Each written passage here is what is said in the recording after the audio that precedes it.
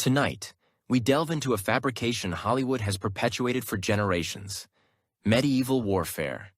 You've witnessed the cinematic portrayals: valiant knights galloping across immaculate landscapes, swords clashing in choreographed sequences, heroes effortlessly dispatching adversaries, emerging with perhaps a single aesthetically pleasing gash on their cheekbone. This narrative is entirely specious. The visceral reality of medieval combat was so horrific, so utterly chaotic, and so profoundly repulsive that, were you to be transported to an authentic battlefield, you would likely succumb to shock before any assailant could even strike you. This evening, we shall meticulously reconstruct the experience of a genuine medieval battle.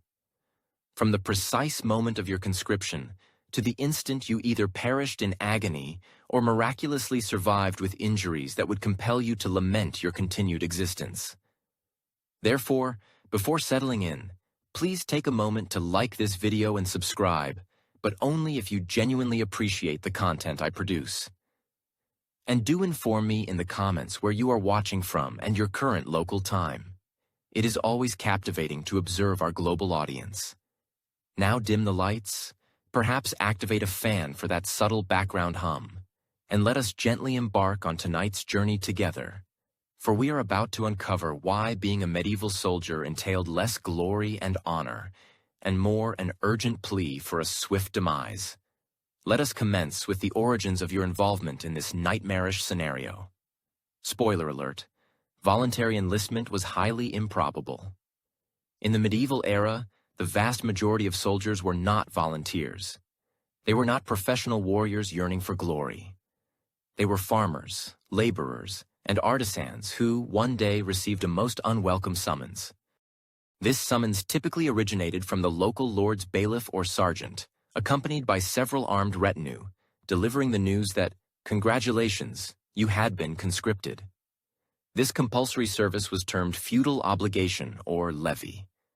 If you were a peasant, and statistically, this was overwhelmingly likely, you were obligated to render military service to your lord. It was inconsequential whether you had crops demanding harvest, children requiring sustenance, or absolutely no desire to witness your entrails adorning a French field. Your lord required personnel for his army, and you constituted a vital component. Simple arithmetic. The mechanism operated thus. Every able-bodied male aged between 16 and 60 was subject to military service. In practice, the bailiff generally selected men aged 18 to 45, although these age restrictions became fluid during exigencies of war. Your local lord had a quota to fulfill for the king or the higher-ranking lord he served. If 200 men were required, 200 men would be procured, by any means necessary. The bailiff would present himself in your village with a roster. Occasionally, this list was predetermined, based on the lord's records of service obligations. At other times, it was more arbitrary. You, and you. Your opinion was neither solicited nor relevant. Your personal circumstances held no bearing. Envision yourself as William, a 30-year-old farmer. You possess a wife, 3 children, and 10 acres of land barely sustaining your family above destitution. It is late spring, and you are immersed in the crucial planting season. Failure to complete this planting guarantees your family's starvation the following winter. None of these considerations matter. The bailiff calls your name. You have 3 days to report to the assembly point, equipped with any weapon you can procure. Failure to appear constitutes desertion. The penalty for desertion? At minimum, forfeiture of your land and the ruination of your family. At worst, execution by hanging. Occasionally, both outcomes. They would hang you and subsequently confiscate your property, ensuring the deterrent message resonated with all. You might ponder, well, I shall simply abscond, conceal myself in the woodlands, flee to another village where I am unknown. Such an endeavor would prove futile. Medieval society was intricately interconnected to an extent almost unimaginable in contemporary times. Everyone knew everyone, at least by reputation. Villages were diminutive, typically comprising fewer than 200 inhabitants. Anonymity was an impossibility. It simply did not exist. Furthermore, even if you could somehow vanish, your family could not. Collective punishment formed a fundamental principle of medieval jurisprudence. Should you desert, your wife might lose your land. Your children might be sold into servitude to defray the fine for your desertion.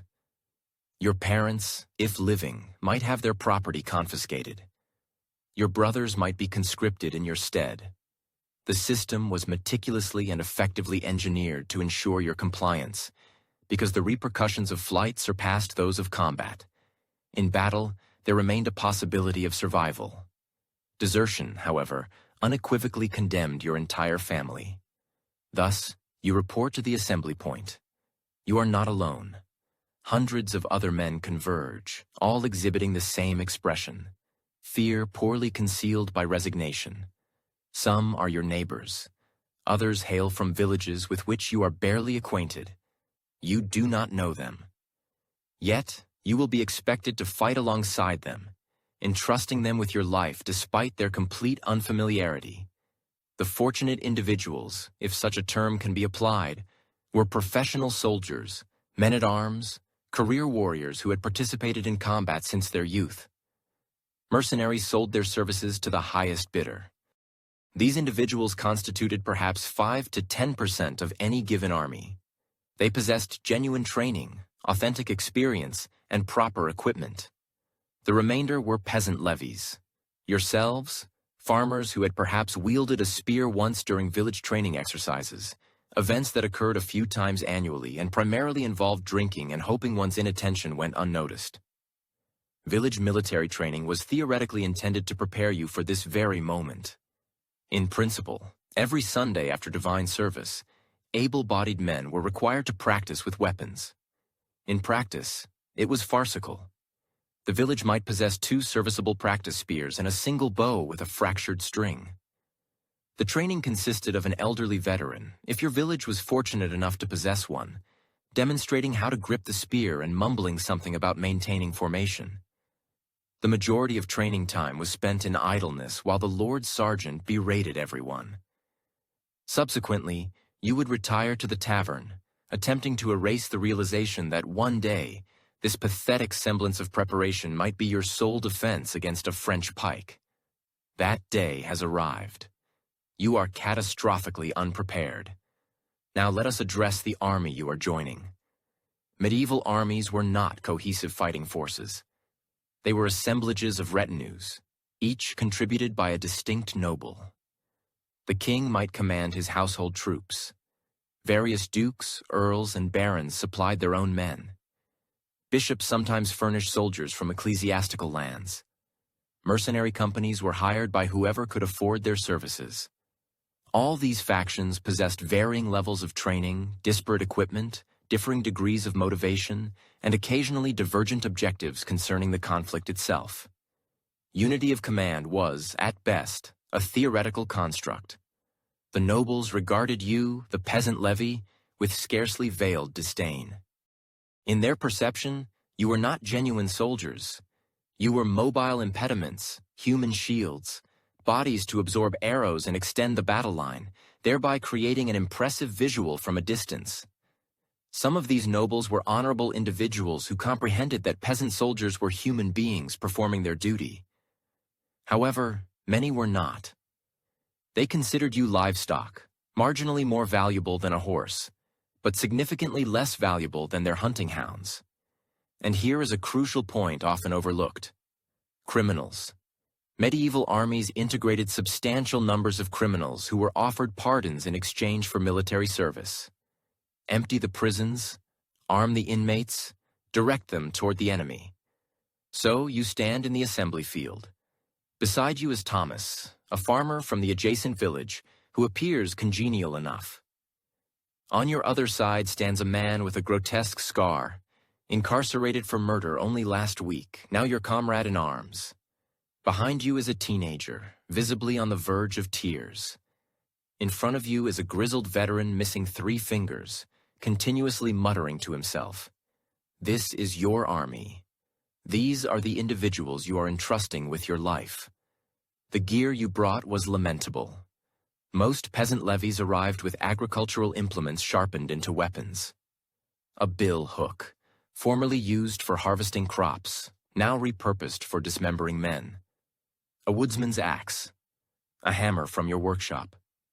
Perhaps, if you were exceptionally fortunate, a rusty, antique sword your grandfather claimed to have seized from a deceased Frenchman, but which he most likely purchased from an itinerant merchant specializing in purveying junk to credulous peasants. Spears were the most prevalent weapon for levies due to their inexpensive production and relative ease of use. Point the sharp end at the adversary, maintain distance, strive to avoid death. This encompassed virtually the entirety of spear training. Armor? You jest, surely. Armor required considerable wealth. Genuine armor mail, plate, any material capable of effectively deflecting a blade cost more than you would accrue in 5 years of farming. A mail shirt approximated the earnings of 2 years, assuming you meticulously saved every penny and your family miraculously survived without your income. Plate armor was exclusively for the nobility. You might as well aspirationally desire a castle and a dragon. Consequently, you wore what you could afford, which was almost nothing. A thick wool or leather tunic if you were fortunate. Most men simply wore their quotidian attire, a linen shirt, a wool tunic, possibly a leather jerkin if their trade necessitated one. Some men padded their shirts with straw or rags, creating an improvisational form of cushioning that might possibly, if divine benevolence prevailed, impede a knife. It would not halt it, but impeding it meant the distinction between a survivable injury and a fatal one. The truly desperate wore cooking pots on their heads. I am not employing hyperbole for dramatic effect. Both archaeological evidence and contemporary accounts corroborate men utilizing any available metal as makeshift helmets. A soup pot affixed to your cranium with leather straps indeed offered some defense against glancing blows. It also rendered you ludicrous, yet appearing ludicrous was preferable to suffering a skull fracture. Some men fashioned helmets from boiled leather. Queer billy leather, once submerged in hot water, was meticulously shaped when pliable, then permitted to solidify. It possessed qualities of lightness and affordability, offering a meager shield superior to absolute absence, yet barely adequate. Wealthier peasants, those whose land holdings surpassed the typical 10 acres, might acquire a padded jacket known as a gambeson. This garment comprised multiple layers of linen, quilted together and filled with wool or discarded rags. A well-crafted gambeson could genuinely deflect a feeble blade strike or mitigate the force of an impact.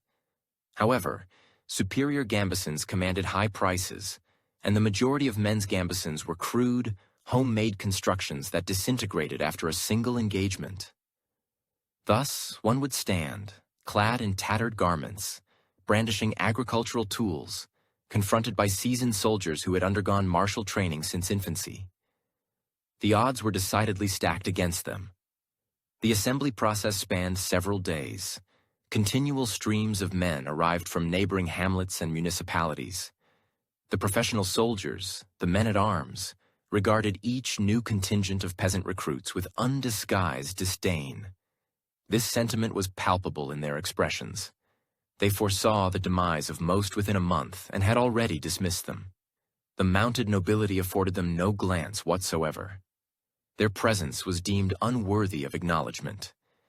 When communication with the levy was necessary, they addressed the sergeants, who then rendered the directives into an intelligible idiom, frequently punctuated with expletives. Provisioning was already a formidable challenge. The monarch's army was ostensibly responsible for supplies, yet medieval logistics were an unmitigated nightmare. Supply wagons frequently broke down, food spoiled. Corrupt officials purloined provisions, enriching themselves. By the time rations reached their recipients, they were woefully insufficient. A daily bread ration was dispersed, perhaps a pound if fortune favored them, along with some ale or watered-down beer. The bread, coarse and fashioned from the cheapest grain, was often adulterated with sawdust or ground peas to extend its volume. It possessed an earthy flavor, inducing gastric distress, but staved off starvation. Meat appeared intermittently, cheese rarely. Vegetables were almost entirely absent.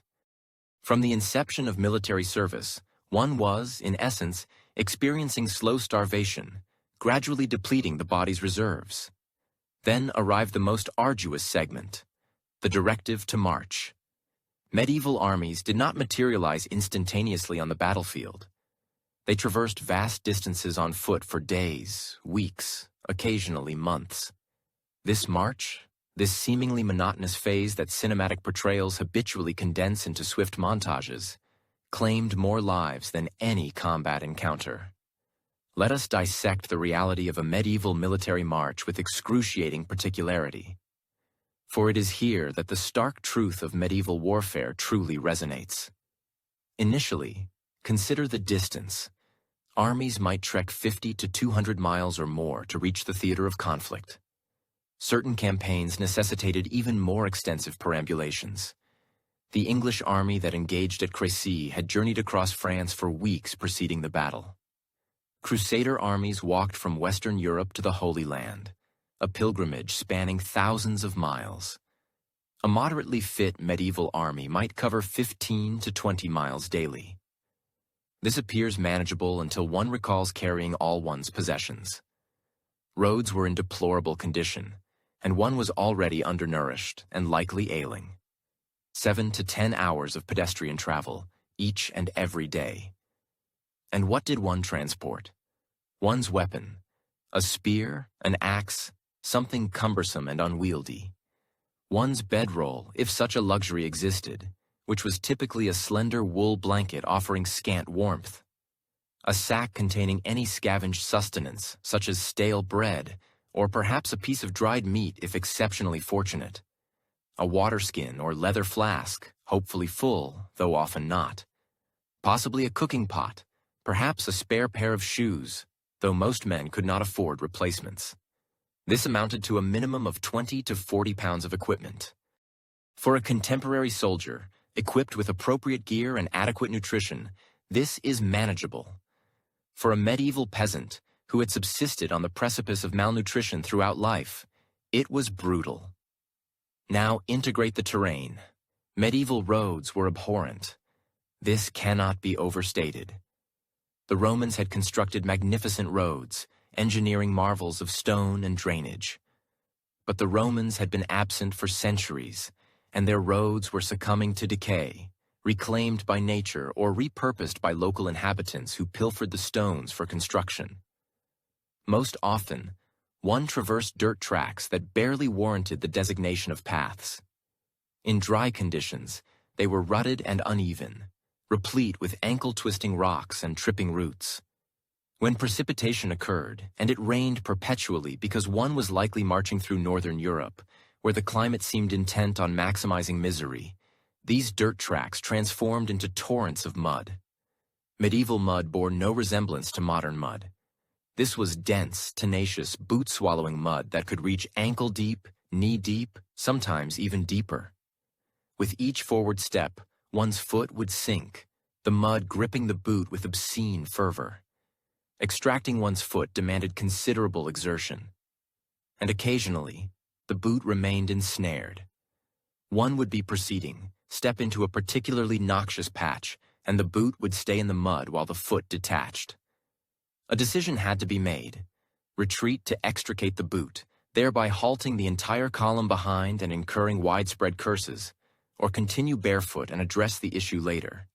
Most men opted to retrieve the boot, as walking barefoot on medieval roads was a swift trajectory toward infected feet. And infected feet rendered locomotion impossible. And inability to walk meant being abandoned. And abandonment signified death. Thus, one would hop back on one foot, plunge a hand into the frigid, sodden mud, retrieve the boot, which was now twice its original weight due to the internal mud, eject as much as possible, reinsert the wet foot, and hasten to catch up while the column maintained its pace. This scenario unfolded multiple times daily for everyone. Shoes steadily disintegrated. Medieval peasant footwear was not engineered for military campaigns. They were slender leather creations, sometimes merely leather wrapped around the foot and secured with cordage. After several days of incessant marching through mud and water, they would begin to delaminate. The leather would crack. The stitching would unravel. The soles would detach from the uppers. Attempts at nocturnal repair would be made using a needle and thread if one possessed them. But leather craftsmanship necessitates proper tools and dry conditions, neither of which were available.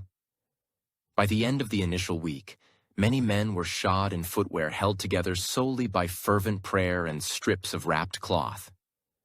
By the subsequent week, men were walking barefoot, their shoes having completely failed. Walking barefoot sounds theoretically dire. In practice, it was a protracted death sentence. Blisters would develop within hours. These blisters would rupture, exposing raw, open lesions. These lesions would inevitably become infected as one traversed mud, animal excrement, human waste, and every conceivable form of filth. Within days, feet would be swollen, inflamed, oozing pus. The infection would proliferate. Lower legs would swell. Erythematous streaks would appear, signaling the onset of sepsis. Without antibiotics, without appropriate medical intervention, such an infection could prove fatal. Men succumbed to foot infections during medieval marches. Not occasionally, but regularly. They would commence limping, then stumbling, then become entirely incapacitated. And they would be abandoned by the roadside, for the army could not halt its progress for a single individual afflicted with foot ailments. And we have yet to address the weather. Medieval campaigns typically occurred during warmer months, late spring, summer, early autumn, because winter warfare was even more suicidal. But warmer months in medieval Europe still entailed capricious weather, frequent precipitation, and temperature fluctuations that could range from hot to cold within hours. When rain descended, and it did so frequently, one became thoroughly drenched. Woolen garments absorbed water like sponges, becoming heavy and chilling. Wet wool does not offer warmth. It extracts heat from the body. One would march in clothes twice their dry weight, shivering incessantly, unable to achieve warmth. At night, one would endeavor to sleep in these damp garments, lacking spare attire. The wool would gradually dry against one's body heat, but by morning, everything would be moist again from dew or additional rain. Hypothermia claimed soldiers' lives during summer marches, not from blizzards or Arctic conditions, but from perpetual dampness and cold, their bodies progressively losing the capacity to sustain a stable temperature. Men would be observed shivering uncontrollably, then stumbling, then collapsing. If their comrades did not promptly warm them, they would perish. When heat prevailed, and it occasionally became genuinely scorching, particularly during campaigns in Spain or southern France, different challenges emerged: heat exhaustion, heat stroke, dehydration. One would be marching beneath the sun, perspiring profusely, losing fluid more rapidly than it could be replenished because water sources were restricted and frequently contaminated. Men would collapse from heat, their brains effectively cooking within their crania. They would become disoriented, aggressive, then unconscious. The majority perished. And then there were the insects. Medieval Europe teemed with insects, and a marching army attracted them like nothing else. Flies incessantly swarmed, drawn by the stench of thousands of unwashed bodies, the improvised latrine areas that materialized wherever the army paused, the decaying provisions being transported. The flies would settle on one's face, ingress into one's mouth and nostrils, deposit eggs in any open wounds.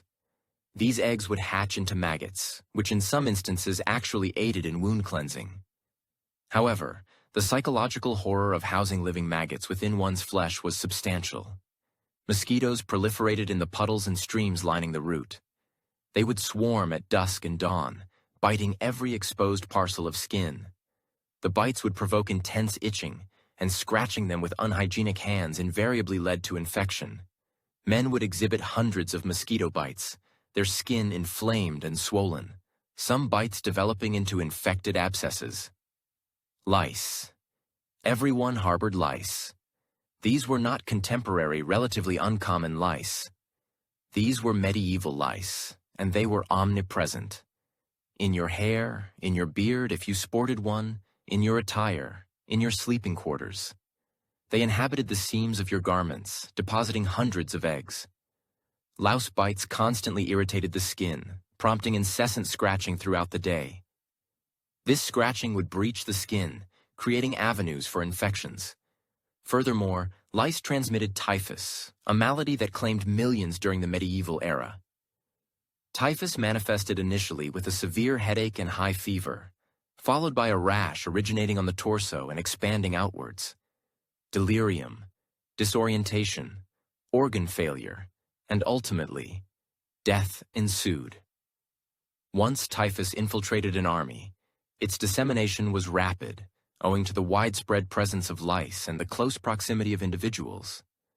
Soldiers would observe the onset of fever in others and instinctively recoil, anticipating the inevitable. Within days, the afflicted man would be delirious, babbling incoherently, unable to recognize anyone. Subsequently, he would collapse and perish, typically within a week or two of the initial symptoms, his body abandoned by the roadside. Proper burial was a luxury for which neither time nor energy was available. The army advanced, leaving the corpse behind as sustenance for scavengers. However, the most formidable killer was dysentery, often referred to as the bloody flux. This ailment, more than any other, decimated medieval armies before they ever engaged in battle. Dysentery stemmed from contaminated water or food, both of which were plentiful in medieval armies. Water sources during marches often comprised stagnant ponds, streams frequented by animals for drinking and defecation, or village wells with inadequate sanitation. Water discipline within the army was non-existent. Men would consume water from any available source, as dehydration posed a more immediate threat than dysentery. Occasionally, luck would favor them with clean water, but more often than not, it was tainted. Food frequently contained fecal matter, either from unwashed hands during preparation or from flies that had traversed human waste before landing on bread. Upon contracting dysentery, one's existence became entirely centered on one's bowels. The disease induced severe, frequent diarrhea, far surpassing the minor inconvenience of modern food poisoning. Medieval dysentery implied liquid evacuations 20, 30, or 40 times daily, leading to substantial fluid and electrolyte loss. Dehydration would rapidly set in. The mouth would be parched, eyes sunken, skin loose and parchment-like. Weakness would render one barely capable of walking, yet the diarrhea persisted relentlessly. Constant pain afflicted the victim, with stomach cramps that bent one over, and a burning sensation as acidic liquid ravaged an already excoriated anus. Blood in the stool indicated destruction of the intestinal lining. Efforts to continue marching were made, as stopping meant being left behind. Inevitably, however, one would collapse, lying amidst one's own excrement, too feeble to move while the army filed past. Some recovered, but the majority did not. Dysentery claimed thousands upon thousands of medieval soldiers. In certain campaigns, up to 30 or 40% of the army succumbed to disease before confronting the enemy.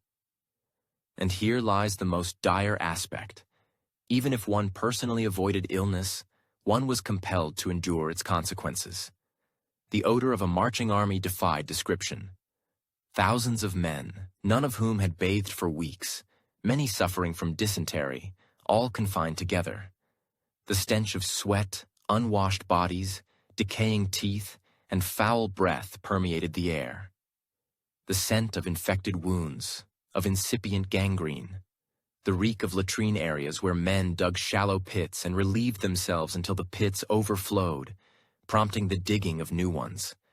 The cadaverous odor of bodies abandoned along the roadside, bloated under the sun. Escape was impossible. The smell infiltrated clothing, hair, and nostrils perpetually. After a time, conscious awareness of it faded, yet it remained a ubiquitous miasma of human misery. Sleeping during the march was a torment. The army would halt each evening at sunset, as nighttime marching was unduly hazardous. Men would stumble, fall into holes, become separated and disoriented. One would encamp in whatever field or forest the commanders designated. No established camp infrastructure existed. No tents for common soldiers. A relatively flat patch of ground would be sought, a blanket spread if available, and one would lie down. The ground was typically damp, cold, and studded with rocks. Attempts to remove the worst of the stones were made, but invariably some remained. The night would be spent with rocks digging into one's back and hip, preventing any comfort. If rain fell, one was drenched. Some individuals attempted to construct makeshift shelters from branches and their blankets, creating lean-tos that offered minimal protection. Most simply lay in the rain, too fatigued to care, and endeavored to sleep. Guard duty rotated throughout the army. Each night, a contingent of men would be assigned to stand watch, vigilant for enemy scouts or raiders. If one's turn arrived, sleep was forgone entirely that night. One stood in the darkness, exhausted, hungry, striving to remain awake and alert while the body clamored for rest. The nocturnal sounds of the camp were disquieting. Thousands of men attempting to sleep, coughing, snoring, moaning in pain from injuries or illness. Men with dysentery would repeatedly rise to relieve themselves, stumbling through the dark. Sounds of retching, vomiting, and crying would be heard. Some nights, screams rent the air, emanating from an unbearable infected wound, delirium from fever, or a nightmare that disoriented the sleeper. Morning arrived all too soon. Awakening was prompted by shouted commands, drums, and horns. One would rise, every muscle aching, joints stiff, feeling worse than before, lying down. Breakfast, if provided, comprised a piece of stale bread and questionable water. Then, the march recommenced.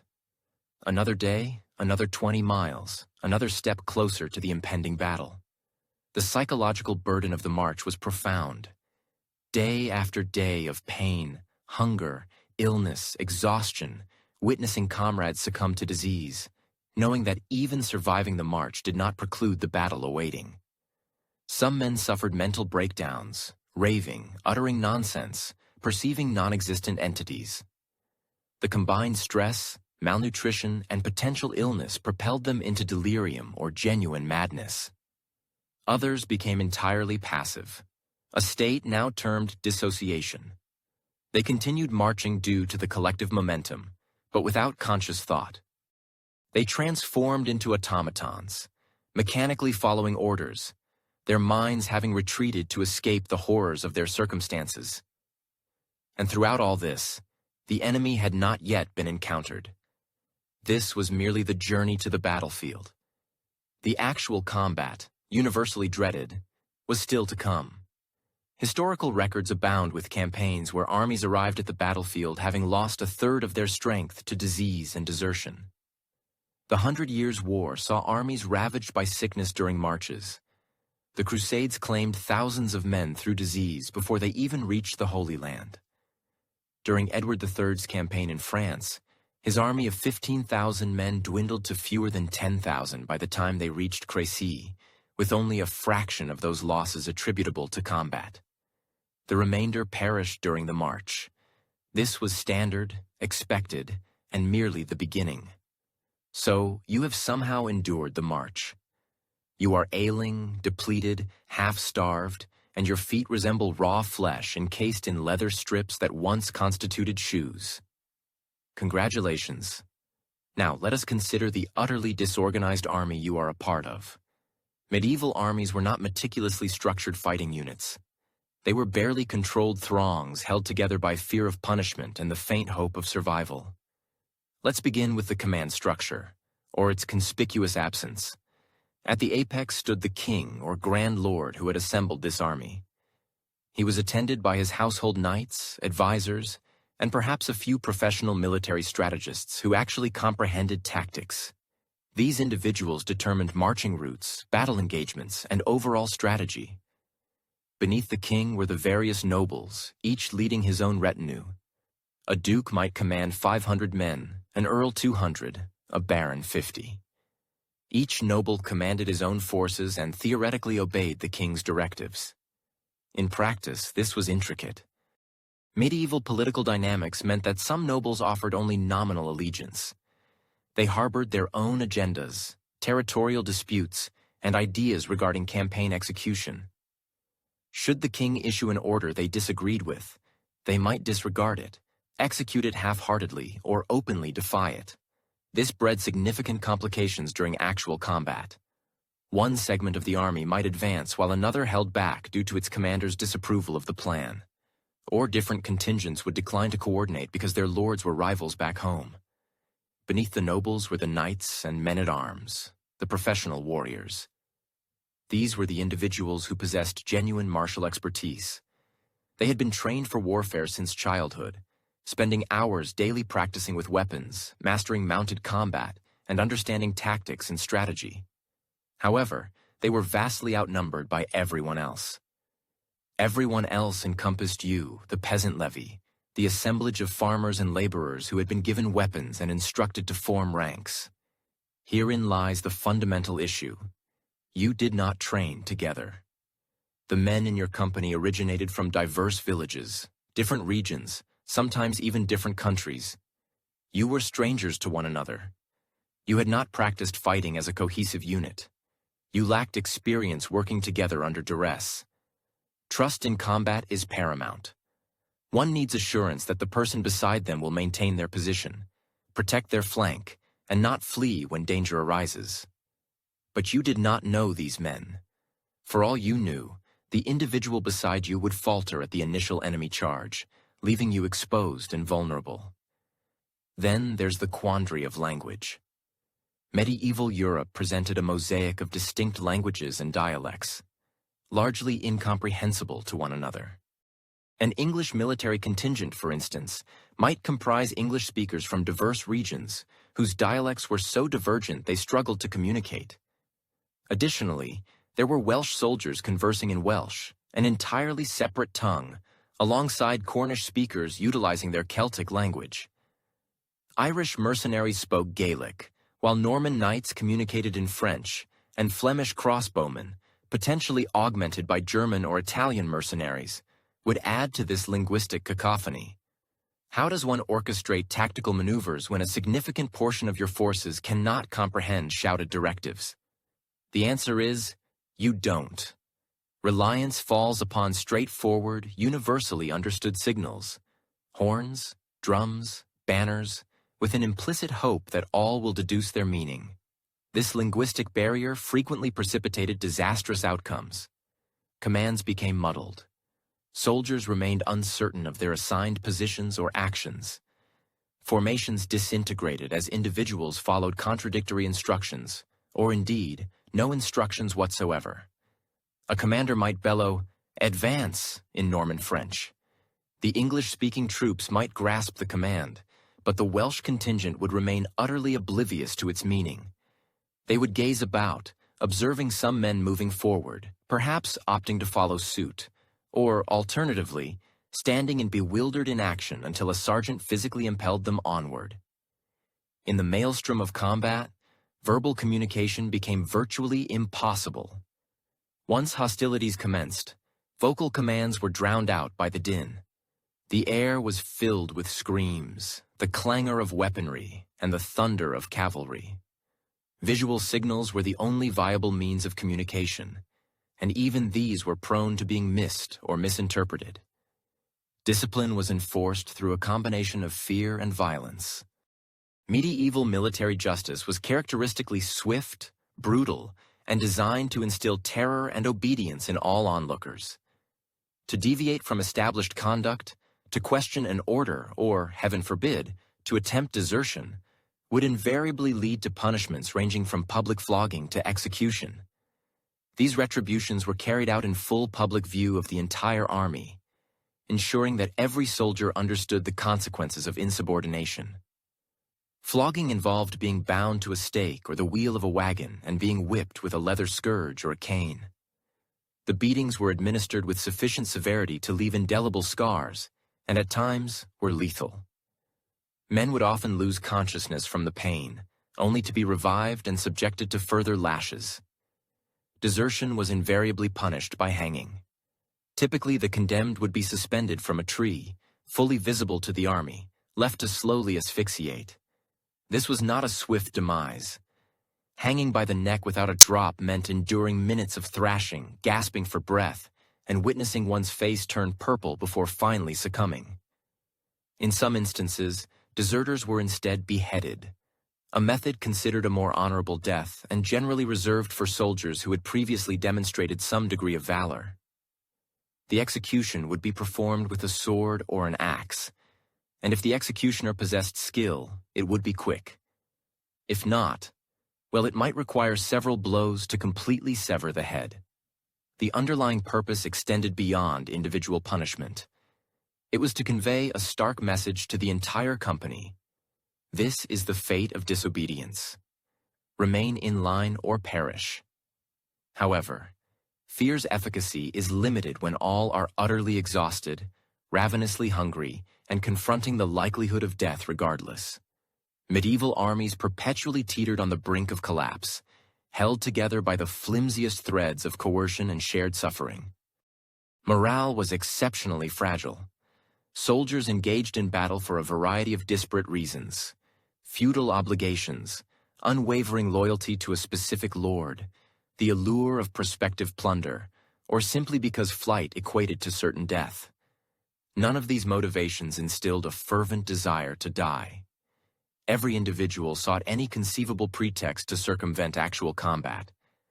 Some men would intentionally inflict injuries upon themselves to evade fighting a deliberately fractured finger, a self-inflicted wound that subsequently became infected, any ailment that would render them incapable of combat without technically constituting desertion. Commanders were cognizant of these occurrences and dealt with them severely when apprehended. Yet such acts persisted due to the dire alternative of battle itself. Now let's explore the conditions of camp life in the days preceding an engagement, as it is here that the veritable horrors of medieval armies become painfully evident. Medieval military encampments were veritable hellscapes of squalor and disease. Envision thousands of men densely packed into open fields with absolutely no sanitary infrastructure. No latrines, no organized waste disposal, no comprehension of basic hygiene. Where did men relieve themselves? Anywhere and everywhere. Designated areas emerged organically, typically at the periphery of the camp where men would congregate to urinate and defecate. Yet these were not proper latrines. They were merely zones where human waste accumulated in putrid mounds. The stench defied description. If one has ever encountered the odor of a portable toilet at a summer music festival, multiply that by 1,000, and one begins to approach the reality. The reek of thousands of men's excrement, decomposing under the sun, mingling with mud, attracting swarms of flies and gnats so dense they resembled smoke. And the waste was pervasive, not confined solely to the impromptu latrine areas. At night, in the darkness, men would stumble but a few feet from their sleeping places to relieve themselves. Come morning, one might awaken to discover that someone had defecated directly beside where one's head had rested. These camps served as unparalleled breeding grounds for disease. Dysentery disseminated with alarming rapidity.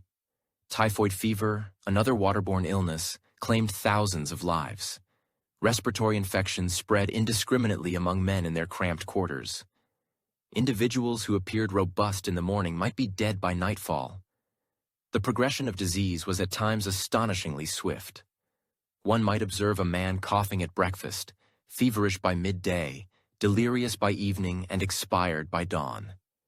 The deceased required disposal.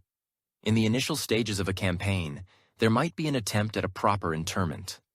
Mass graves would be excavated at the camp's edge, and bodies would be cast in and covered with earth. However, as casualties mounted and the army grew weary, even this rudimentary courtesy evaporated. Bodies would be unceremoniously dragged to the encampment's perimeter and left to decompose. The odor of putrefaction would merely add another layer to the already intolerable stench. The presence of camp followers further complicated every aspect of military life. Every medieval army was encumbered by a massive retinue of non-combatants. These individuals were not solely wives and prostitutes, though both were present in abundance. They included merchants hawking overpriced provisions and equipment, blacksmiths offering weapon and armor repairs, priests hearing confessions and providing spiritual solace, surgeons poised to amputate limbs, and opportunistic thieves preying on anyone appearing vulnerable. These camp followers could easily outnumber the actual fighting forces. For every soldier, there might be one or two non-combatants trailing alongside. They established their own informal economy within the army, engaging in buying, selling, trading services, and occasionally stealing. Prostitutes constituted a significant presence. Medieval armies attracted sex workers with the same inevitability that battlefields drew crows. These women, and sometimes young men, shadowed the army from location to location, offering their services to soldiers with coin, seeking fleeting comfort before their potential demise. The living conditions endured by these sex workers were appalling. They possessed no protection, no rights, and no recourse if soldiers resorted to violence. They were frequently treated as subhuman, subjected to beatings, robbery, and sometimes even murder, and critically, they disseminated disease. While syphilis would not reach Europe until the late 15th century, gonorrhea and other sexually transmitted infections were pandemic. Soldiers would frequent the camp prostitutes, contract infections, and subsequently endure weeks of painful urination, discharge, and sores. There was no effective treatment. The infections would occasionally resolve spontaneously, but often they caused protracted damage or spread to other regions of the body. The merchants were often as menacing as enemy soldiers. They would peddle spoiled food at exorbitant prices, knowing that soldiers had no alternative but to purchase it. They offered loans at usurious interest rates.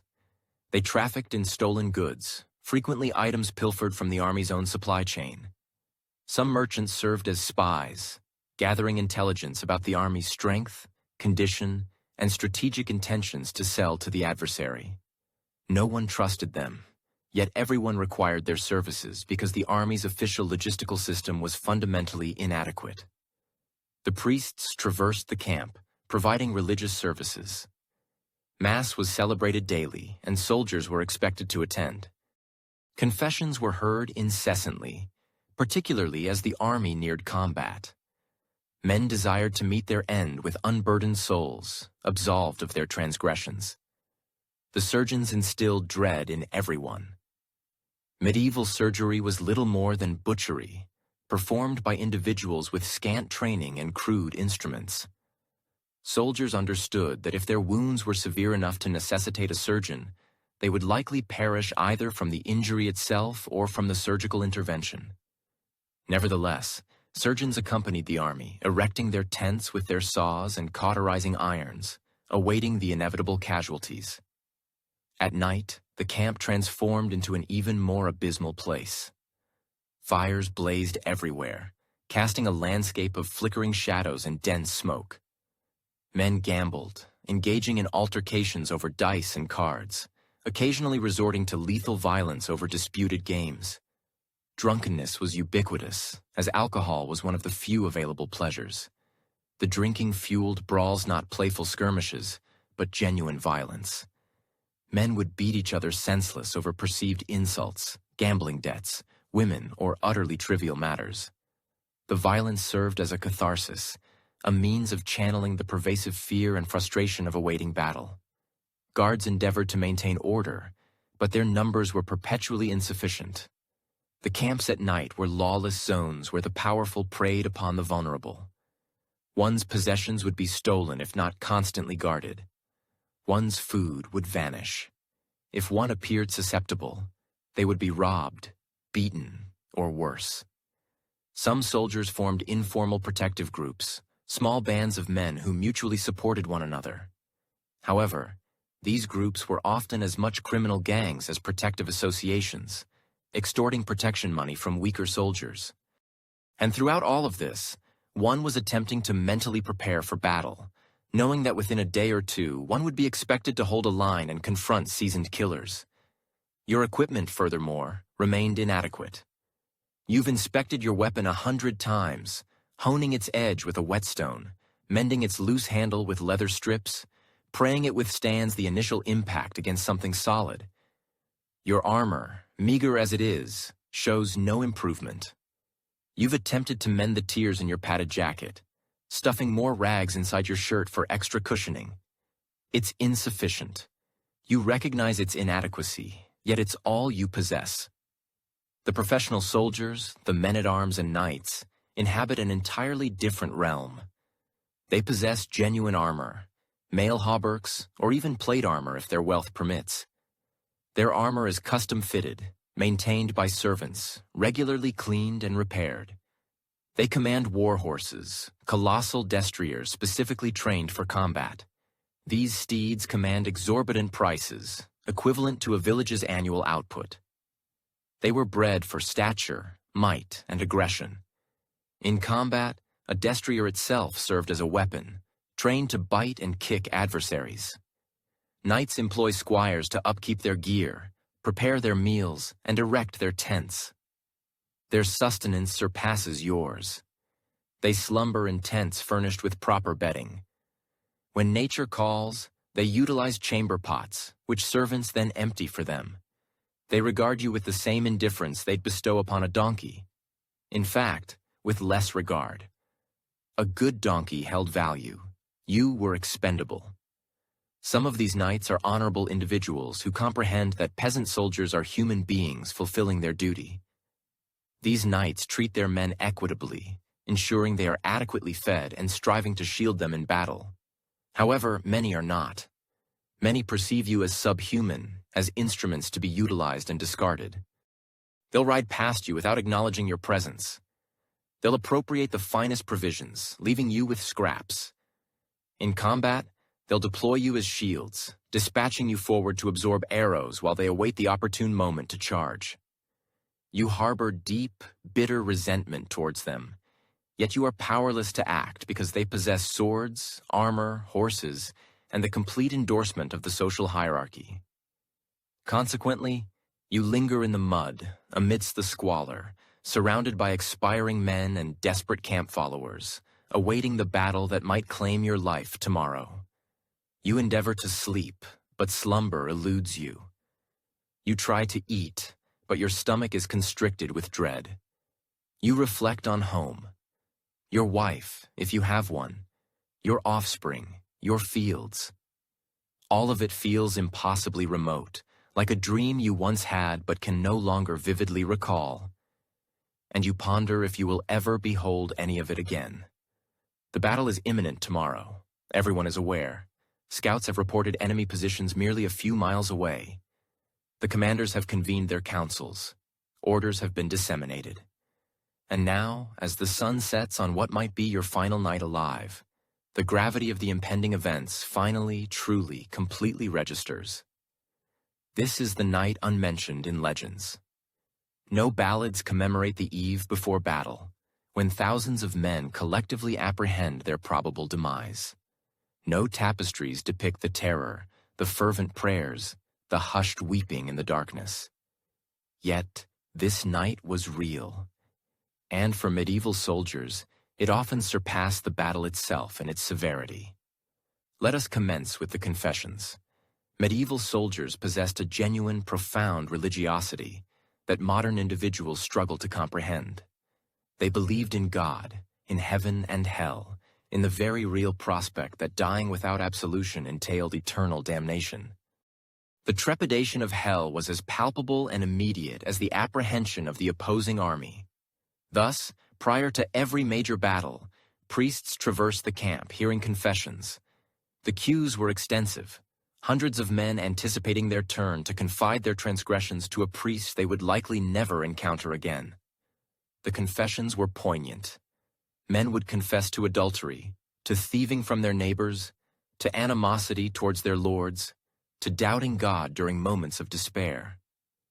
They would confess to sins both monumental and trivial, desperate to purify their souls before their demise. Some men had not partaken in confession for years. They had accumulated such a multitude of sins that their confession spanned hours. The priest would listen patiently, occasionally posing inquiries, striving to grasp the profound spiritual burden the individual carried. The priests routinely granted absolution. After a while, they could no longer sustain emotional engagement with hundreds of identical confessions. Recite 10. Our fathers, 5 Hail Marys, and depart in peace. Your sins are forgiven. Next man. But for the soldiers, this absolution was paramount. The knowledge that their souls were clean, that if they perished tomorrow they would ascend to heaven, offered the sole true solace available. Some men could not await a priest. They confessed to one another, to their comrades, weeping and soliciting forgiveness for past grievances and minor disputes. Strained friendships were suddenly mended because no one desired to die with unresolved discord between them. You would witness grown men embracing, weeping, sharing sentiments they had never before articulated.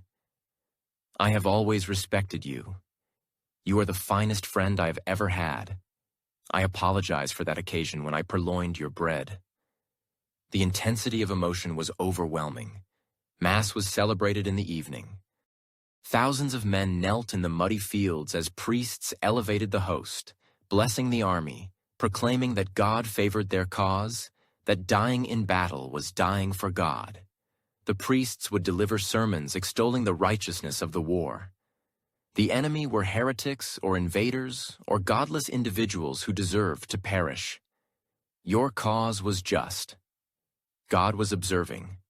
Fight valiantly, and heaven awaited. Both sides engaged in this, naturally. Both armies had priests asserting that God was on their side. No one alluded to the logical impossibility of this, or if they did so inconspicuously. Following the religious ceremonies came the practical preparations. You meticulously inspected your weapon repeatedly. You had already examined it 100 times, yet you could not cease. You would trace your finger along the blade, assessing its keenness. You would flex the shaft, ensuring its integrity. You would adjust the grip, binding it with extra cloth to prevent slippage. This was not about the weapon necessitating inspection.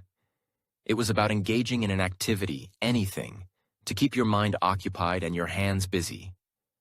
Because if you paused, if you remained still and allowed your thoughts to roam unchecked, fear would overpower you. Some men endeavored to eat, but food turned to ash in their mouths. The body discerns danger, and digestion becomes a low priority. Soldiers prior to battle often could not retain food. They would compel themselves to consume a piece of bread, only to vomit it back up minutes later. The odor of vomit mingled with the existing stench of the camp.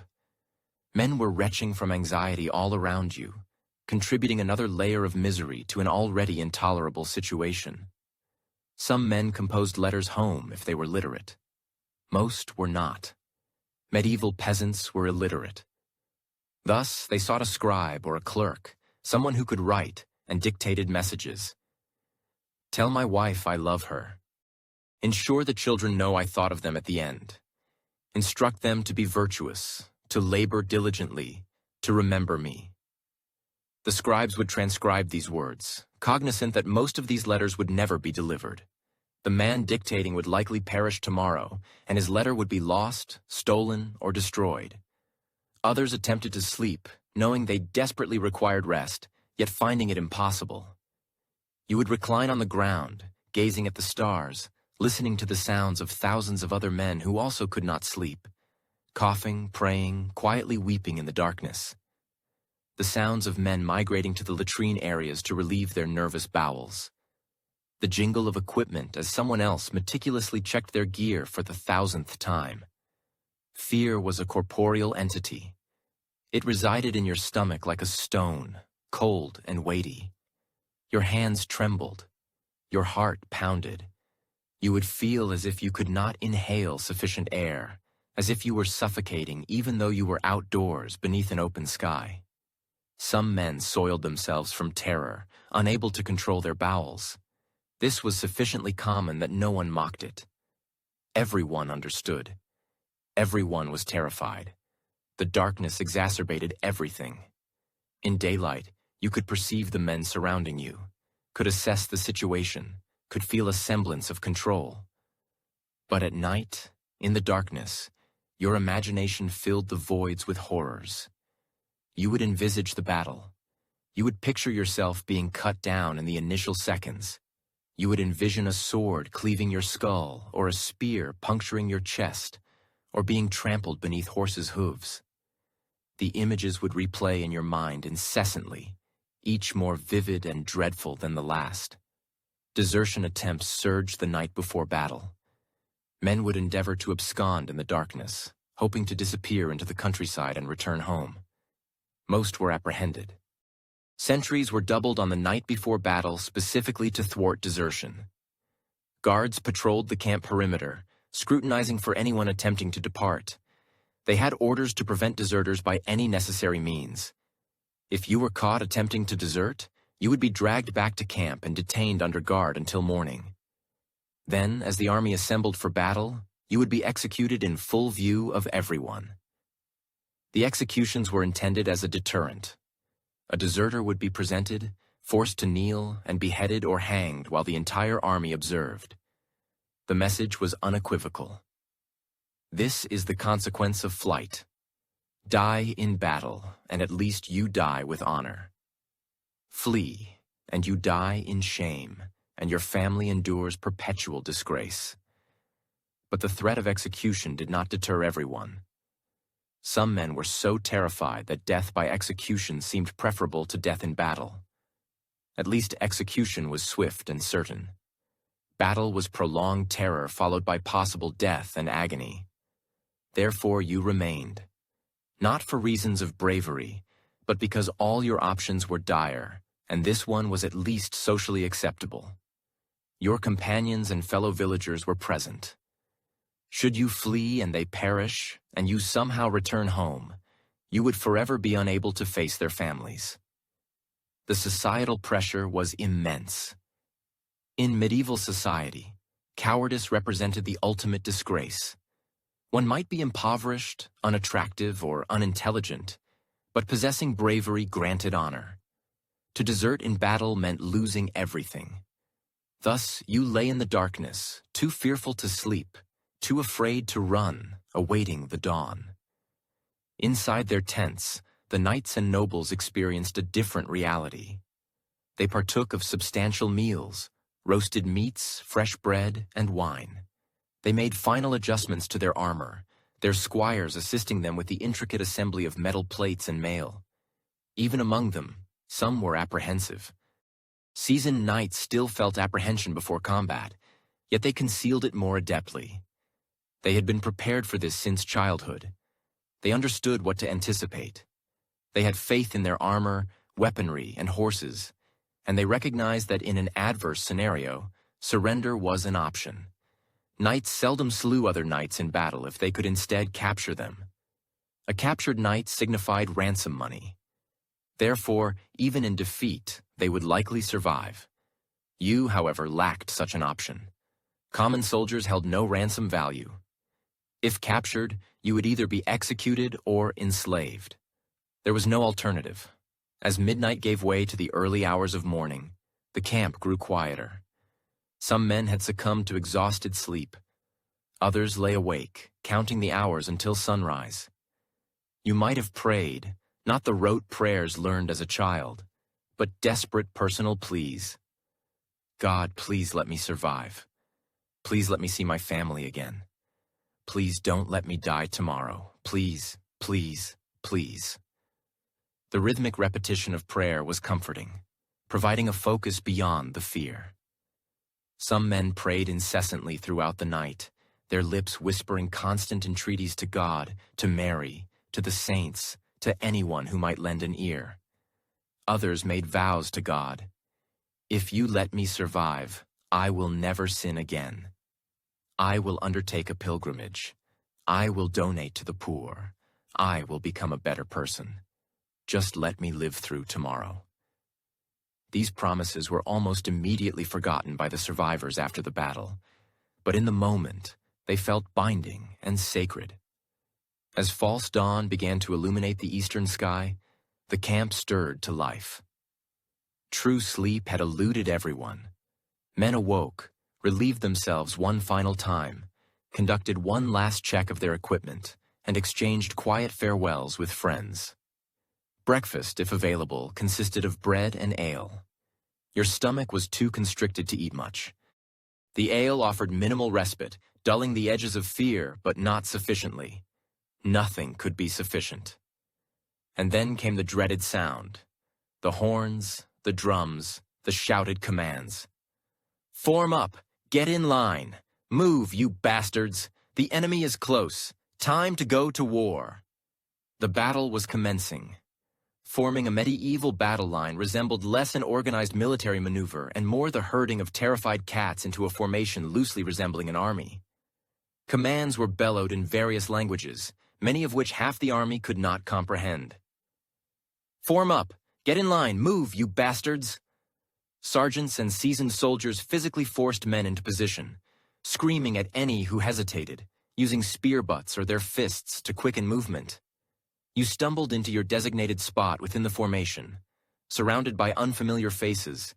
Your heart pounded so vehemently you could hear it in your ears, louder than the shouts, louder than the drums. The professional soldiers, the men-at-arms, occupied positions at the front and flanks where the true combat would unfold. They appeared calm, or at least outwardly so, inspecting their weapons with practiced efficiency. The peasant levies, including yourself, were concentrated in the center and rear. Your purpose was to add bulk to the formation, to create an impressive visual line, and to absorb arrows and enemy charges while the professionals engaged in actual fighting. Medieval battle formations varied by era and region, but generally adhered to similar principles.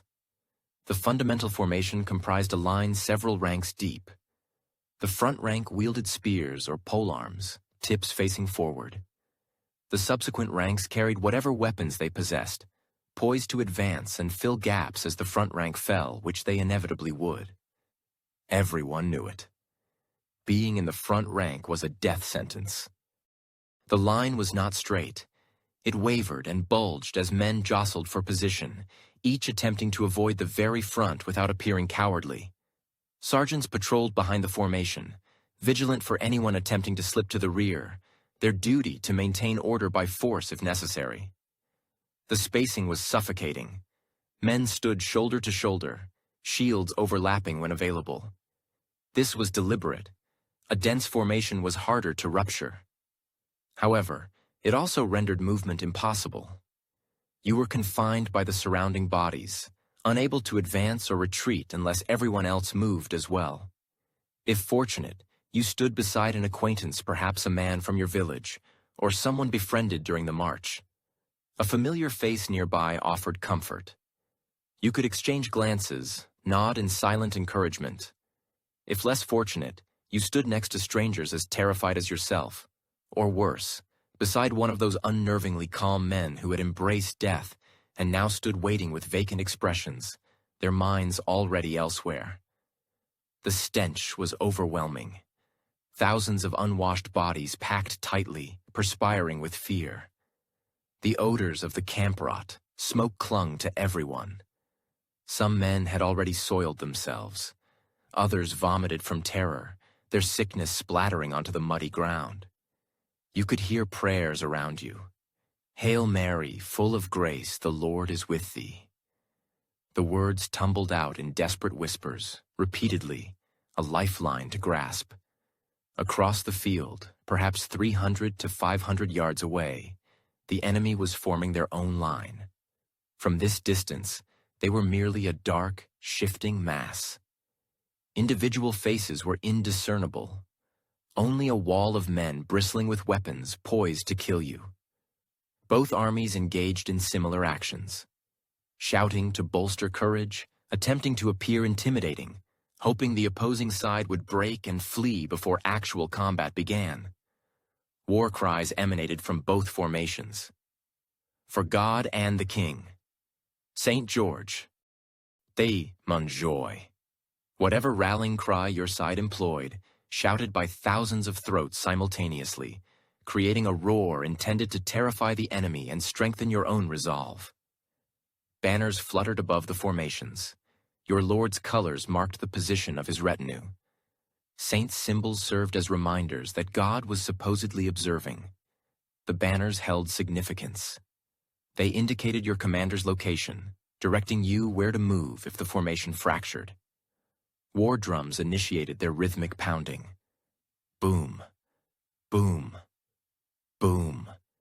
The sound was designed to keep men marching in unison and to instill fear in the enemy. The vibrations traveled through the ground, through your body, merging with your own frantic heartbeat. The knights, mounted on their formidable war horses, arrayed themselves on the flanks or in a separate group behind the line. They would charge at a crucial moment, crashing into the enemy like a living battering ram. Until then, they waited, resplendent in their armor, while you stood in the mud, pondering why you could not have been born wealthy. Archers, if your army possessed them, moved to the front or flanks. English longbowmen with their massive 6-foot bows. French crossbowmen, slower to reload but powerful. They would unleash their projectiles first, attempting to thin out the enemy before the melee commenced. And you waited. This segment, the waiting, constituted psychological torment. You stood there, perhaps for 10 minutes, perhaps for an hour, observing the enemy, knowing what was imminent, unable to do anything but await the order to advance. Your legs trembled, not from fatigue, but from fear so intense your body literally shook. You tried to control it, not wanting the men around you to perceive your terror. But everyone was shaking. Everyone. Your grip on your weapon was too tight, knuckles white. Your hands were sweating despite the cold. You would readjust your grip, wipe your palms on your tunic, grasp the weapon again, repeatedly. You tried to recall the training, the few occasions you had practiced with the village militia. Thrust with the spear. Keep your shield up if you had one. Maintain formation. Do not break the line. But the training had been inadequate, concluded too swiftly, imparted by men who knew scarcely more than you. You were unprepared for this. No one had ever been prepared for this. Some men now prayed aloud, indifferent to who heard. Hail Mary, full of grace. Others cursed, a continuous stream of profanity, attempting to channel fear into anger. Still others merely stood in silence, faces pale, eyes wide, already appearing lifeless. You could now discern the enemy more clearly. Individual men, their faces obscured by distance, yet their intentions were unmistakable. They were here to kill you. Not because they harbored personal hatred. They did not know you. But because that was the essence of war, killing strangers designated as enemies. And then, from the front, from the commanders on horseback, came the command everyone had been dreading. Advance! The line lurched forward. Moving thousands of men forward in anything resembling a formation was almost impossible. But somehow, through shouting and shoving and the sheer momentum of the mass, the line began to advance. You walked forward, step by step, striving to maintain pace with the men around you. The ground was uneven, churned by previous armies, scarred by old campsites. You stumbled over roots, rocks, the charred remains of fires. Your mouth was dry despite the ale consumed that morning. Your tongue felt thick, adhered to the roof of your mouth. You attempted to swallow but could not. The enemy line was drawing nearer. What began as a distant formation was now resolving into individual figures. Their faces were discernible, or at least the portions not obscured by helmets and mail. They exuded terror, much like yourself. This awareness offered no comfort.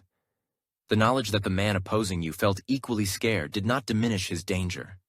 If anything, it exacerbated the situation. A terrified individual with a weapon is unpredictable, desperate, and capable of anything. As the separation narrowed to approximately 300 yards, archers on both sides commenced their offensive. English longbowmen, if your forces possessed them, were devastatingly effective. These individuals had trained with bows from childhood, developing formidable shoulder and back musculature necessary to manage a 150 lb draw weight. They could loose between 10 and 12 arrows per minute, unleashing a barrage of bodkins and broadheads into the enemy formation. The sound of a mass archery volley is distinct. First, the rhythmic creaking of hundreds of bowstrings being drawn taut. Then, the simultaneous release, a sound akin to a giant's exhalation. Following this, the hiss and whistle of arrows in flight, filling the atmosphere with a sound like wind rustling through trees, yet sharper, more ominous. You observe the arrows arc heavenward from your side, a dark cloud ascending before beginning its descent towards the adversary. For a brief moment, they appeared to hang suspended, eclipsing the sun. Then they fell. The arrows struck the enemy formation with a sound resembling hail on a thatched roof, but amplified and more erratic. Thunk, thunk, thunk, thunk. Each sound signified an arrow finding its mark. Shield, armor, flesh. Screams emanated from the enemy ranks. Men collapsed, some silently, like puppets with severed strings. Others shrieked with high-pitched, dreadful cries, clutching at shafts protruding from shoulders, faces, legs. The enemy line faltered but maintained its advance. And then their archers retaliated. You witnessed the arrows rising from their side, a dark, expanding cloud hurtling towards you. For a fleeting instant, some detached part of your mind mused, "That's beautiful," in a disconnected, dreamlike fashion. Then the arrows arrived, and beauty transformed into a nightmare. The sound permeated everything at once. Arrows striking shields with solid thuds. Arrows puncturing leather and wool with wet tearing noises. Arrows impacting men. The man 3 ranks ahead of you sustained an arrow through the throat. You observed it occur. One moment he was moving forward, grasping his spear. The next, a yard-long shaft protruded from his neck, blood spraying in arterial spurts, crimsoning the men around him. He emitted a sound you had never heard and wished never to hear again. Not a scream, not a gasp, but a wet gurgling noise as he attempted to breathe through a throat overflowing with blood. He dropped to his knees, hands grasping at the arrow, attempting to dislodge it, only worsening the situation. Then he toppled forward, twitching, and the men behind him stepped over his body and continued their advance, for stopping meant certain death. Another arrow struck a shield directly beside you. The impact was violent, the arrow piercing the wood and emerging on the opposite side, its tip mere inches from the man's face. He flinched, stumbled, but kept his shield aloft. More arrows fell. A man to your left sustained a broadhead arrow in the thigh, which sliced through muscle and embedded itself in bone. He screamed and collapsed, and you were forced to step around him, endeavoring to avoid looking at his face as he clutched his leg, blood pulsating between his fingers. An arrow grazed your shoulder, tearing fabric and skin, but not penetrating deeply. The pain was sharp, immediate, but adrenaline dulled it. You would feel it later, if there was a later. The formations continued their convergence, arrows now falling ceaselessly. Archers on both sides were loosing as rapidly as possible, aiming to decimate the enemy before melee commenced. Men perpetually fell. Some dropped dead. Others fell wounded, screaming, thrashing. Those behind could not halt. They walked over the fallen, sometimes treading on bodies, hearing bones snap beneath their boots. The distance diminished. 200 yards, 150. You could clearly perceive their faces now. Expressions of fear, determination, rage, mouths open in shouts indiscernible over the din of drums, arrows, and screaming. Some men in your formation broke. The arrow fire was overwhelming. They spun and attempted to flee, pushing past the ranks behind them. Sergeants intercepted most of them, physically dragging them back, beating them with spear butts, shouting in their faces until they stumbled back into position. One man who tried to escape was cut down by a sergeant's sword. The message was unequivocal. Forward might lead to death, but backward assured it. 100 yards now. The arrow fire slowed, then ceased. Too close now. Risk hitting your own comrades. The drums intensified. The shouting grew louder. Both lines were screaming now, thousands of voices merging into one continuous roar. It was intended to psychologically affect the enemy, but it also served to drown out your own thoughts, which was a blessing, as contemplation would induce paralysis. 80 yards, 70, 60. You could discern individual details now. The rust on an enemy soldier's helmet, the tear in someone's tunic, the missing teeth in a screaming mouth. 50 yards. Your heart felt as though it would burst from your chest. You could not breathe. Your legs moved autonomously, propelling you forward, despite every instinct shrieking for flight. 40 yards, 30. The front ranks lowered their spears, a barrier of wooden shafts pointing forward, forming a bristling thicket of death. You were not in the front, thankfully, but you could foresee what was to come. 20 yards.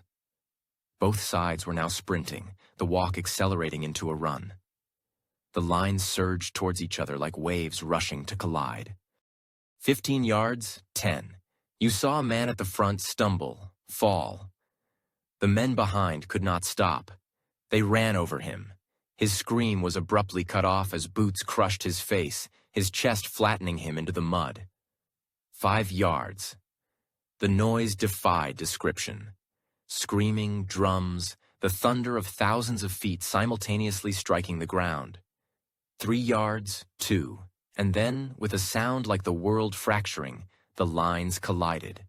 The moment of impact was ineffable. Imagine a vehicular collision, but instead of metal and glass, it is thousands of human bodies slamming into each other at full sprint. The sheer sound would forever haunt your dreams. The front ranks crashed with a noise that was partly crunch, partly scream, partly something more dreadful. Spears thrust forward, seeking vulnerabilities in the enemy formation. Shields clanged together with impacts that sent shockwaves through both lines. Men were thrust backward, knocked down, crushed between the two walls of humanity. You were not in the very front, yet the impact reached you nonetheless. The men ahead abruptly halted as they crashed into the enemy, and you slammed into them from behind. Everyone behind you crashed into you. Suddenly, you were part of a colossal human press, compressed between layers of bodies, immobile, barely able to draw breath. This was the reality of medieval close-quarters combat. It was not a Hollywood duel. It was not one-on-one fights with space to maneuver.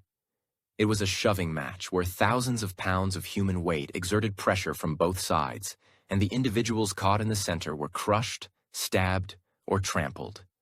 The front rank was perishing. You could not clearly see it, but you could hear it. Screams, wet thuds, the sound of metal on flesh. Spears thrust repeatedly into the densely packed enemy formation. There was no room to evade, no space to parry. You either absorbed the blow, or you did not. Men at the very front attempted to deploy their weapons, but there was scarcely room to swing. A sword was virtually useless here.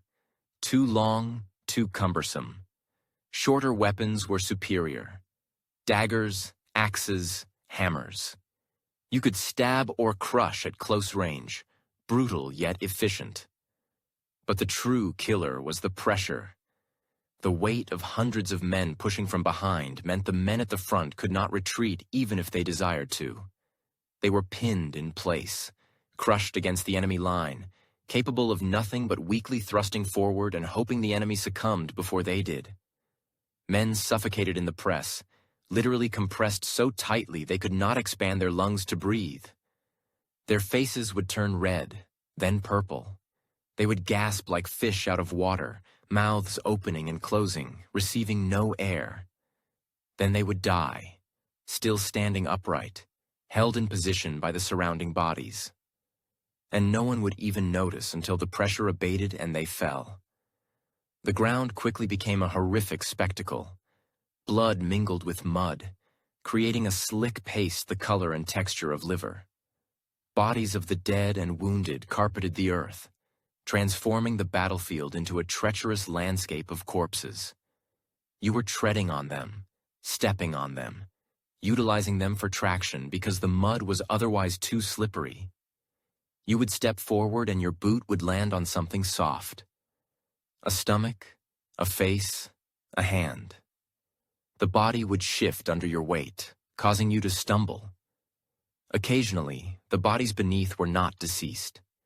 They would grasp at your legs, attempting to pull themselves up or drag you down with them in their death throes.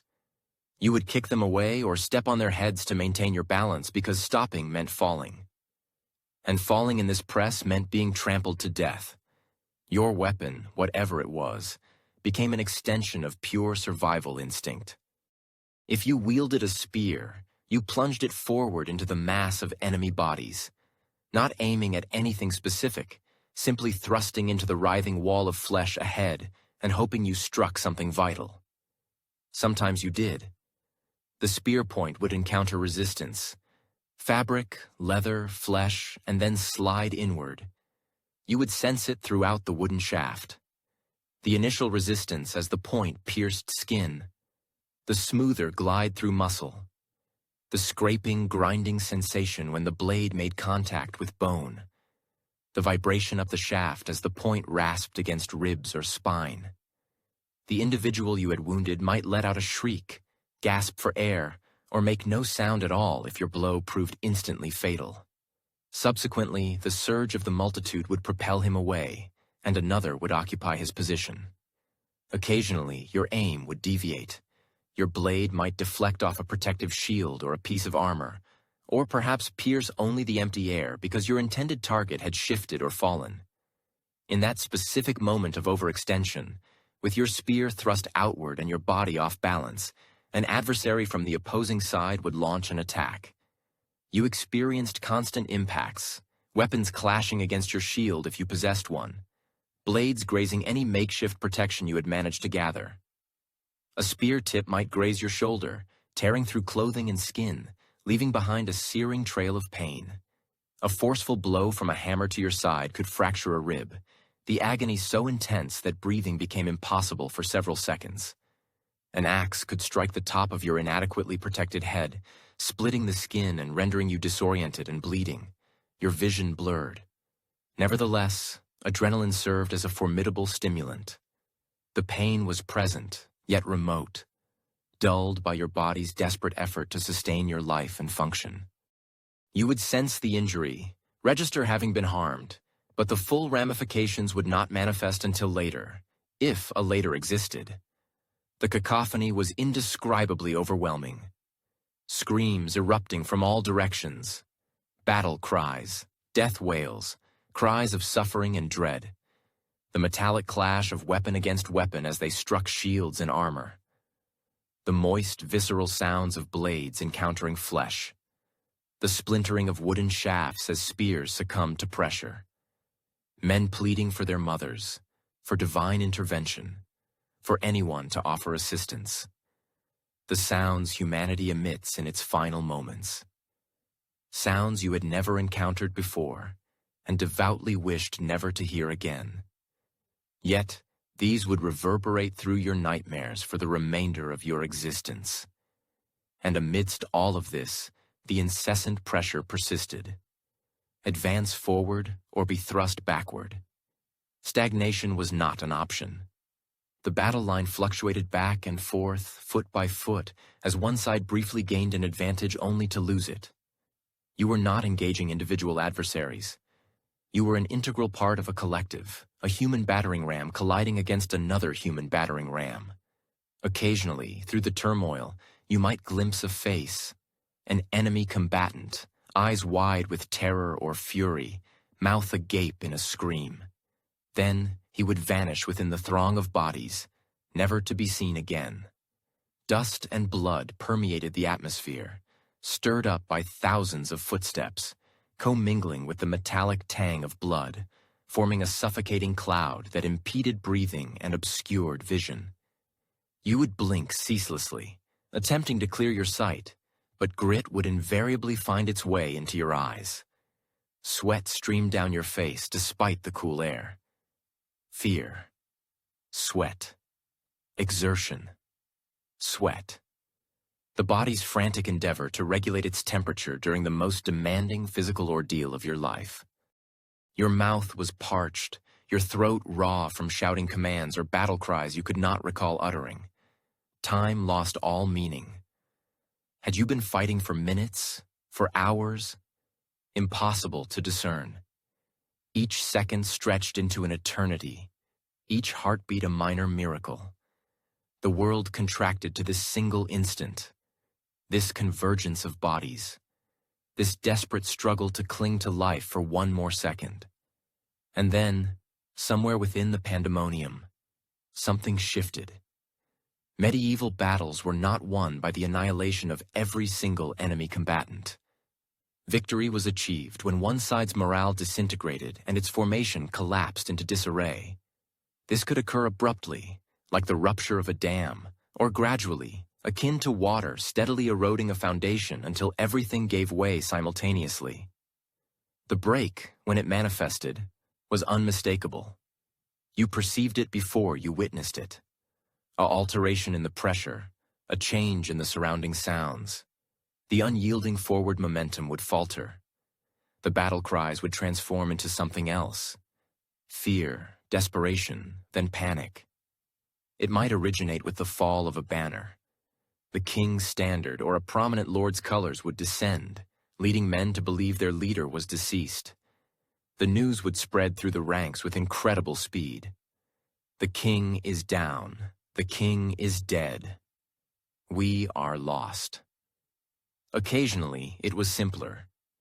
A segment of the line might yield ground by only a few feet, but this movement would propagate outwards. Men would observe their comrades retreating and would follow suit. A controlled fighting withdrawal would devolve into a full retreat. A retreat would escalate into a rout.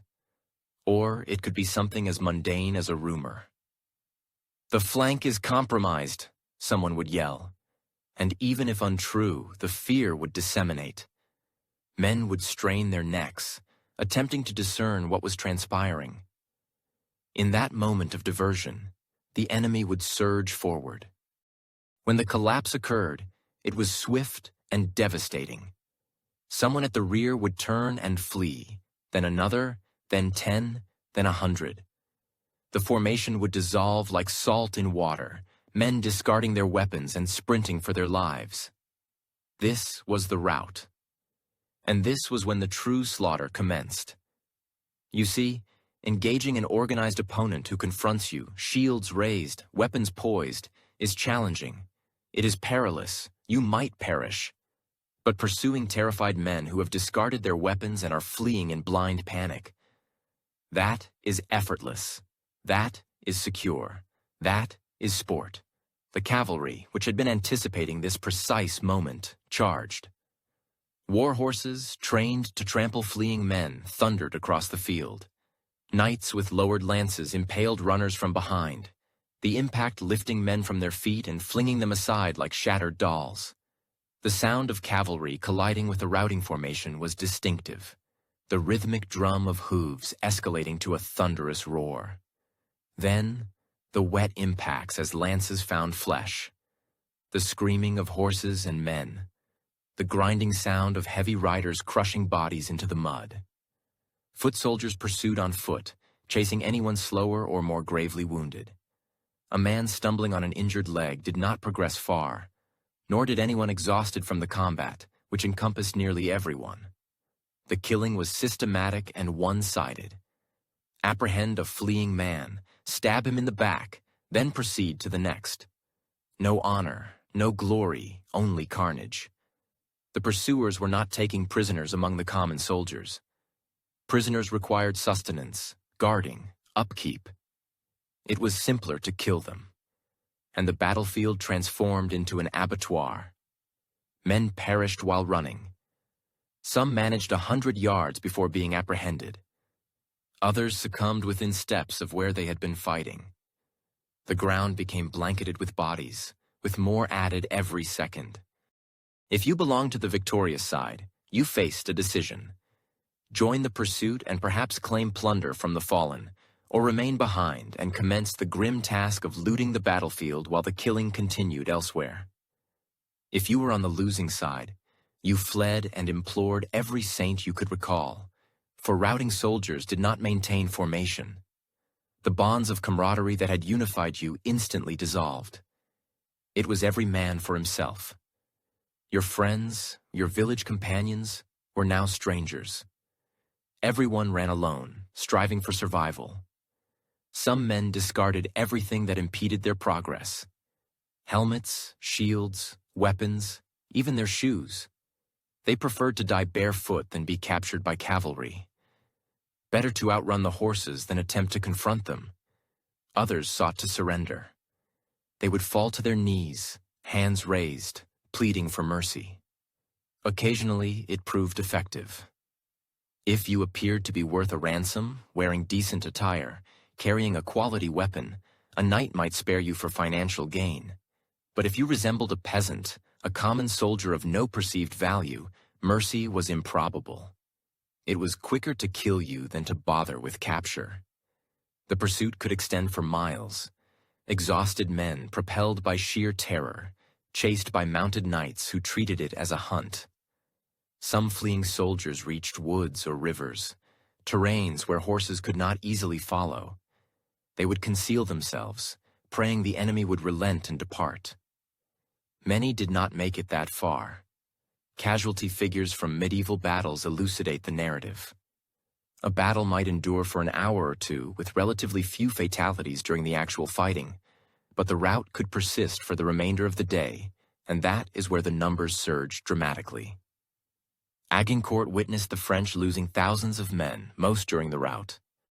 Towton, the bloodiest battle on English soil, reportedly claimed 28,000 lives, the majority cut down while fleeing through a snowstorm. Crécy left a field strewn with both French nobility and common soldiers. The survivors of a rout, if any existed, encountered a new predicament. They were isolated in hostile territory with no provisions, no weaponry, and no knowledge of their army's whereabouts or its continued existence. Returning home became a nightmare in itself. Let us assume you survived the battle itself, the melee, the rout, the immediate slaughter.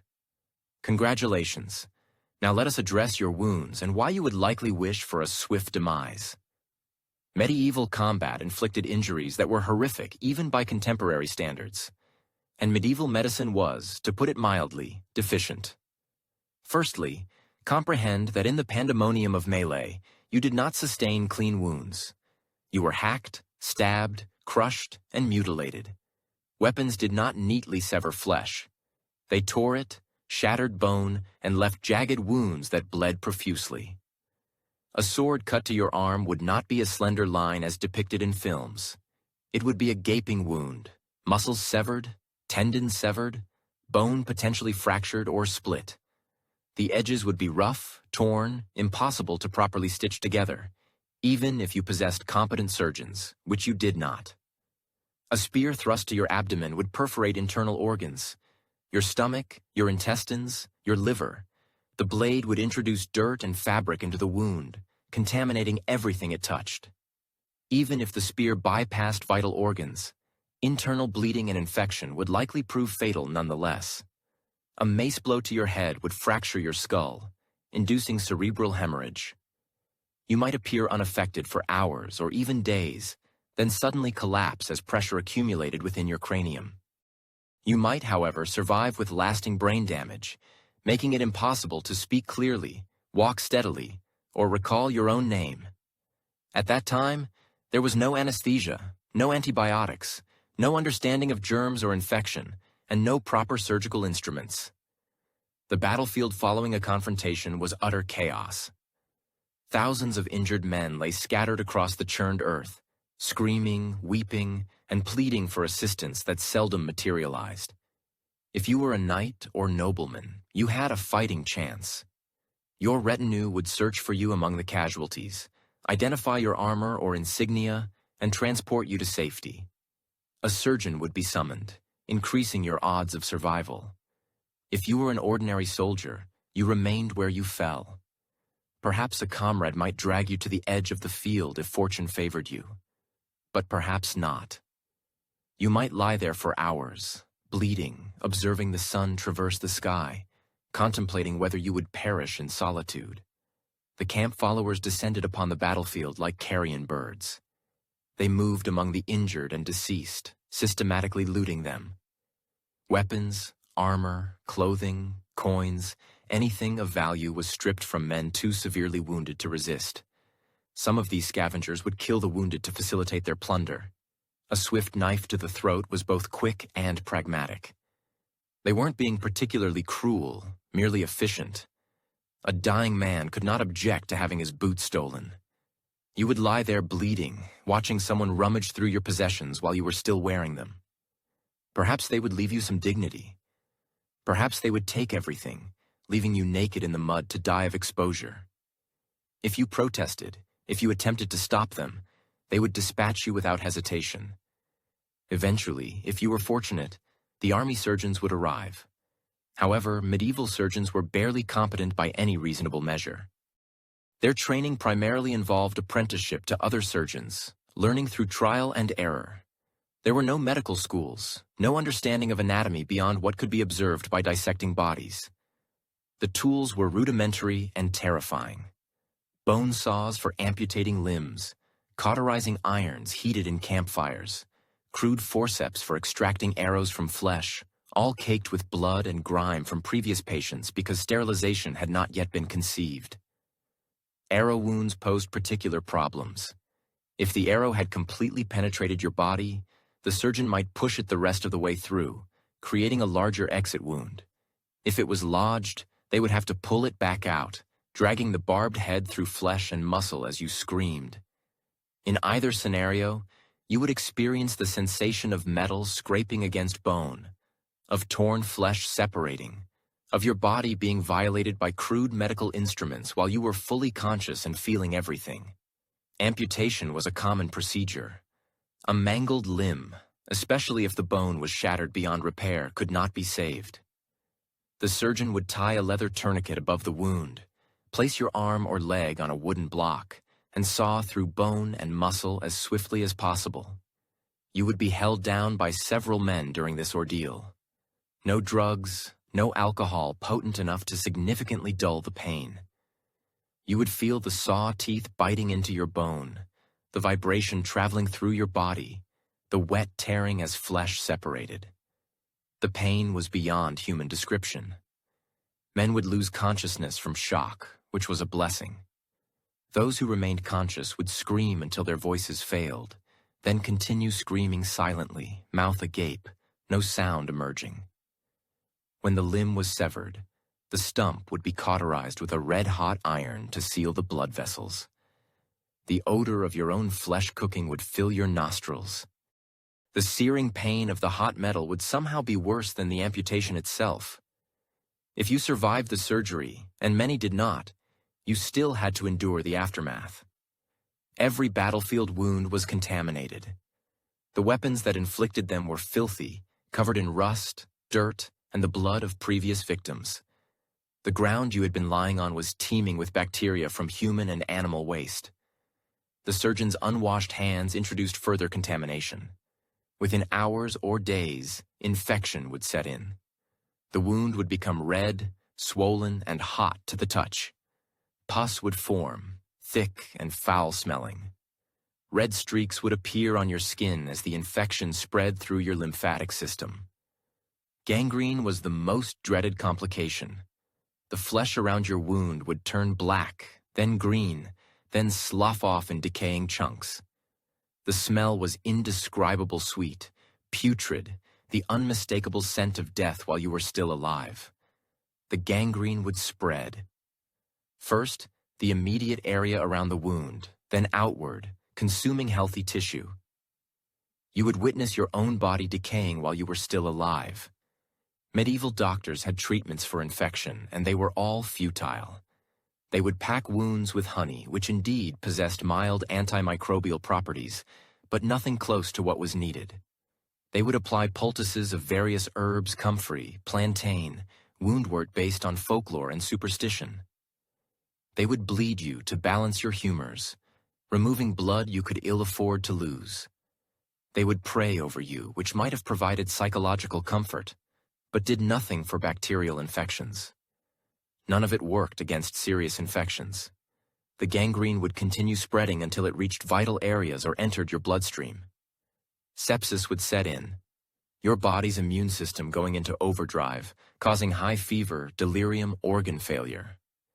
Death from infection was slow and agonizing.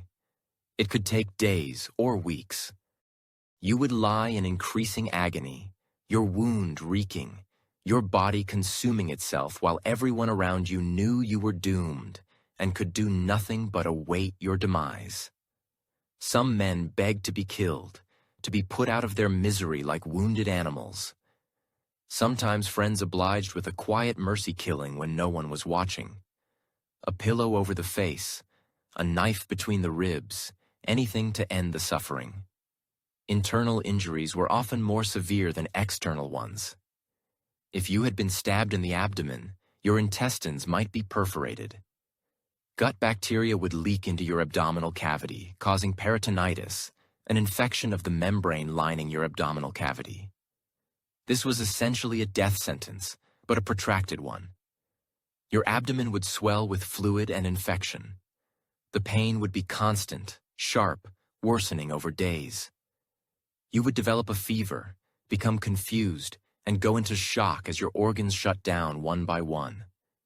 Head wounds often resulted in brain damage, even if you survived. A skull fracture could cause bleeding inside your head, putting pressure on your brain. You might seem fine initially, then deteriorate rapidly as the pressure built. Or you might survive, but with permanent damage. Loss of speech, paralysis, seizures, personality changes so severe that your family would not recognize the person you had become. You would return home as a living ghost, a burden on relatives who could not afford to care for an invalid. Even minor wounds could kill you in the medieval period. A cut on your hand that became infected. A bruised rib that punctured your lung weeks later. A sprained ankle that turned gangrenous after you walked on it through contaminated mud. The infection rates were staggering. Modern estimates suggest that the majority of wounded soldiers who survived the initial injury died later from complications. What would be treatable conditions today? Broken bones, cuts requiring stitches, puncture wounds, were often fatal in medieval times. Pain management was primitive. The strongest painkillers available were alcohol and opium when they could be obtained. Most wounded soldiers endured their injuries with nothing but prayers and gritted teeth. Chronic pain was a constant companion. Bones that healed poorly left you with permanent aches. Scar tissue would restrict movement. Nerve damage would cause shooting pains or complete numbness. And when you finally healed enough to travel, you faced the challenge of getting home while disabled, alone, and penniless. After the battle concluded, after the enemy's retreat was complete, after the wounded had been categorized into those who might live and those who were definitely dying, the true work began. Looting. Medieval soldiers were poorly compensated. Many received no pay at all beyond basic provisions that were often insufficient. The promise of plunder was one of the primary reasons men agreed to fight. And the battlefield, now carpeted with thousands of dead bodies, represented the largest concentration of portable wealth most soldiers would ever encounter. It commenced while the battle was still technically ongoing. Even during the pursuit of fleeing enemies, soldiers would stop chasing to rob nearby corpses. Why pursue a fleeing peasant when there were bodies right here with weapons, armor, and possibly coins? The looting was systematic and thorough. Professional scavengers, camp followers who earned their living this way, moved across the battlefield with practiced efficiency, stripping bodies in minutes. First came the obvious valuables. Weapons, if they were of decent quality. A good sword could be sold for more money than a peasant saw in a year. Even damaged weapons held value. Metal could be reforged, repaired, sold to armorers who would mend and resell them. Armor was incredibly valuable. A mail hauberk, even if punctured or torn, was worth a fortune. Plate pieces, helmets, shields, all of it would be carefully removed and sorted. Even crude leather armor was worth taking if your own gear was worse. The bodies were searched methodically. Clothing first. Anything superior to what you were wearing was taken. Boots were especially prized. Most soldiers had terrible footwear that was falling apart. A deceased man's boots, even if blood-soaked, represented a significant upgrade. Then came the personal search. Purses, hidden pockets, jewelry. Medieval military personnel frequently carried their accumulated wealth with them because banking institutions were non-existent, and leaving funds at home invariably led to theft or seizure. A lone soldier might conceal several months' worth of earnings on his person. Rings were forcibly removed from fingers. If a ring proved difficult to extract due to swelling, the finger itself was severed, a method deemed swifter and more efficient than attempting to loosen the adornment. Necklaces were violently torn from necks. Earrings, if worn by the deceased, were ripped off, occasionally taking portions of the ear with them. Teeth were inspected for gold fillings or caps. While uncommon among regular soldiers, these were nevertheless sought after. Gold teeth would be extracted using pliers or dislodged with hammer blows. The search was thorough and invasive. Clothing was cut open to examine for hidden pockets. Boots were pulled off and scrutinized for coins secreted in their soles. Bodies were turned over to check for anything that might have fallen out. Some soldiers hid emergency funds in their mouths, beneath their tongues. The mouths of the deceased would be pried open and searched. Others concealed coins in their rectums. The most desperate scavengers would also investigate these locations. Noblemen and knights represented the true prizes. Their bespoke equipment was immensely valuable. A knight's sword could be worth more than a village's annual tax revenue. His armor might cost as much as a castle's monthly operational expenses. Yet common soldiers were also worth pilfering. That peasant you stood beside, who died with a spear piercing his chest, his shoes were likely superior to yours. His knife was sharper. His belt was in better condition. This constituted the brutal reality of medieval warfare. Sentimentality was an unaffordable luxury. The deceased had no use for their possessions. The living required everything they could obtain for survival. And yes, you would plunder the bodies of your own fallen comrades. Your companions, your friends, men from your own village, the individual who had shared bread with you during the march, who had stood by your side in the battle line, who had bravely perished fighting the adversary. You would strip his corpse without hesitation. It was not personal. It was pragmatic. He was dead. You were alive. His family would never learn the fate of his belongings anyway. It was preferable for you to take them than to allow enemy soldiers or opportunistic scavengers to profit. Camp followers operated with greater speed and efficiency than soldiers, as this was their profession. They would traverse the battlefield in organized teams, stripping bodies with assembly line precision. One person would detach clothing from the body. Another would search the garments for concealed valuables. A third would remove armor and weapons. Everything would be categorized into piles based on value and portability. Occasionally, the wounded were robbed while still alive. You would lie there bleeding, immobile, and observe as someone systematically plundered all your possessions. Your weapon, your armor, your shoes, the few coins you had managed to save. If you resisted, if you attempted to intervene, they would kill you. It was simpler than arguing. You were likely to succumb to your wounds anyway. They were merely accelerating the process. The most valuable items would be claimed immediately by their discoverers.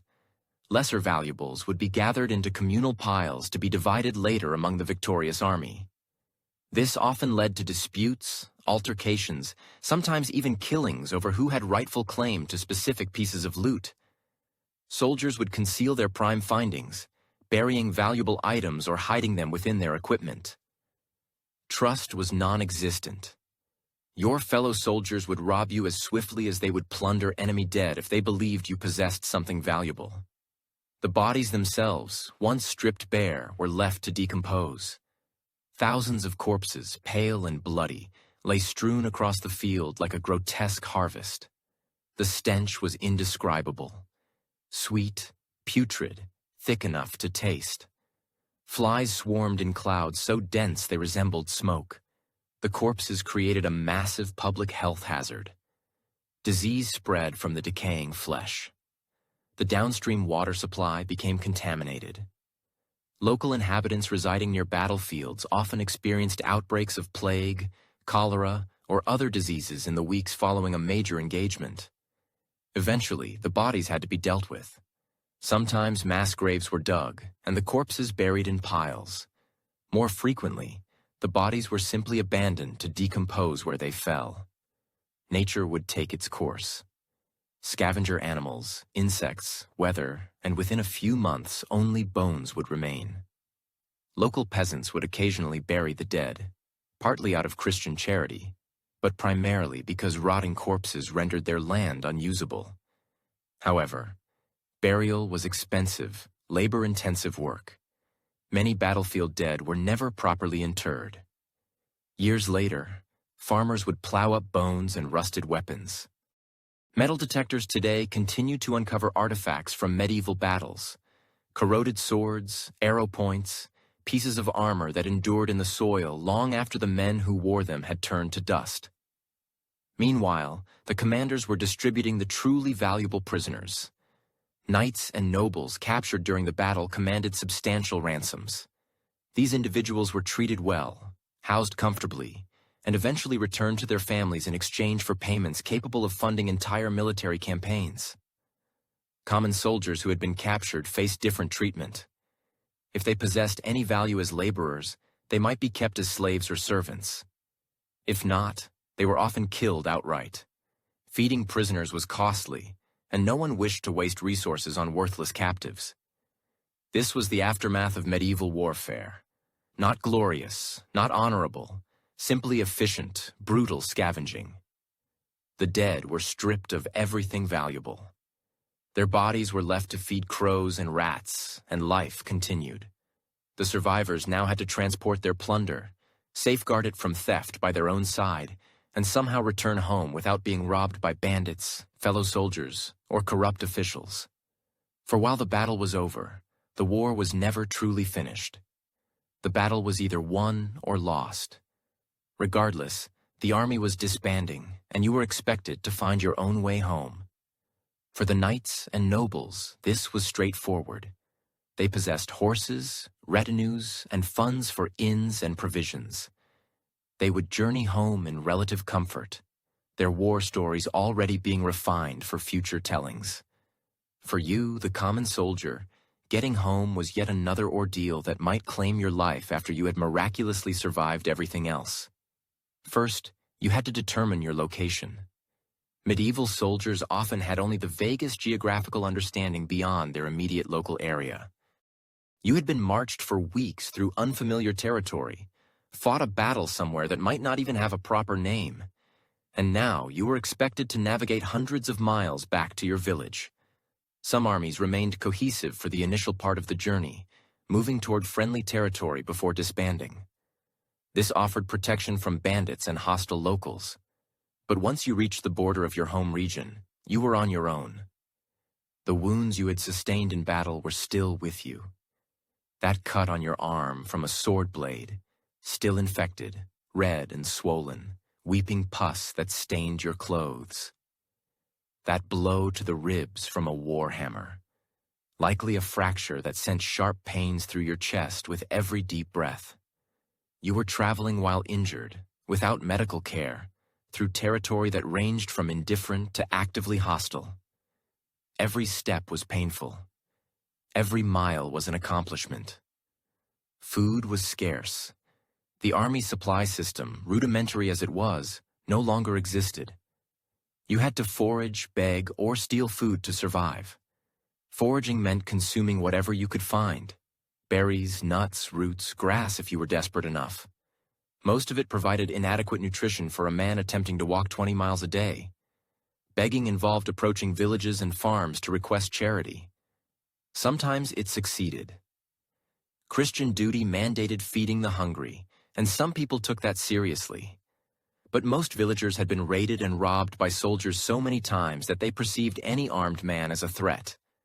Stealing was risky, but sometimes necessary. You could take food from fields or orchards, but if caught, local justice was swift and brutal.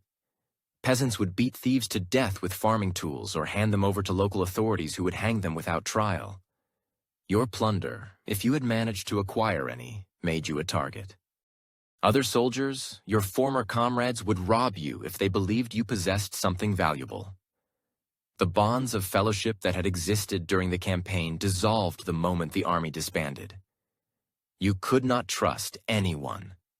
That man from the next village over, who had fought beside you in the shield wall, would slit your throat for a decent sword or a purse of coins. Survival made everyone desperate, and desperate men were dangerous. Bandits specifically watched the roads for disbanded soldiers. They knew veterans would be carrying weapons, armor, possibly loot from the battlefield. Groups of brigands would ambush individual soldiers or small groups, killing them and taking everything. The intelligent approach was to travel in larger groups, but large groups moved slowly and attracted attention. Small groups moved faster but were vulnerable to attack. Traveling alone was fastest but essentially suicidal. You had to sleep rough every night. Inns existed, but they were expensive and often would not accept common soldiers anyway. Innkeepers had learned that soldiers meant trouble. Fighting, drinking, inability to pay, theft. Most would turn you away at the door, so you slept wherever you could find shelter. Under trees, in abandoned buildings, in ditches if necessary. Every night was a gamble that you would not be murdered in your sleep by fellow travelers, bandits, or local villagers who did not want soldiers in their area. The meteorological conditions presented a perpetual adversary. Deluging rain permeated your insufficient attire, leaving you shivering and profoundly uncomfortable. The nightly chill permeated your skeletal frame due to the absence of appropriate bedding. Daytime heat was debilitating, especially when already weakened by injuries and inadequate sustenance. Your garments, already worn and damaged from the military campaign, continued their deterioration. The self-same tunic worn for months was now lacerated, stained with sanguine and muddy deposits, unraveling at its seams. Your footwear, if still possessed, was held together by fabric strips and sheer tenacity. Disease persisted in claiming lives during the journey homeward. The dysentery that had afflicted the army throughout the campaign continued to impact survivors. Infected lesions worsened without medical attention. Respiratory illnesses propagated amongst groups of travelers slumbering in close proximity. Some individuals did not complete the journey. They would collapse along the thoroughfare, too depleted or unwell to proceed.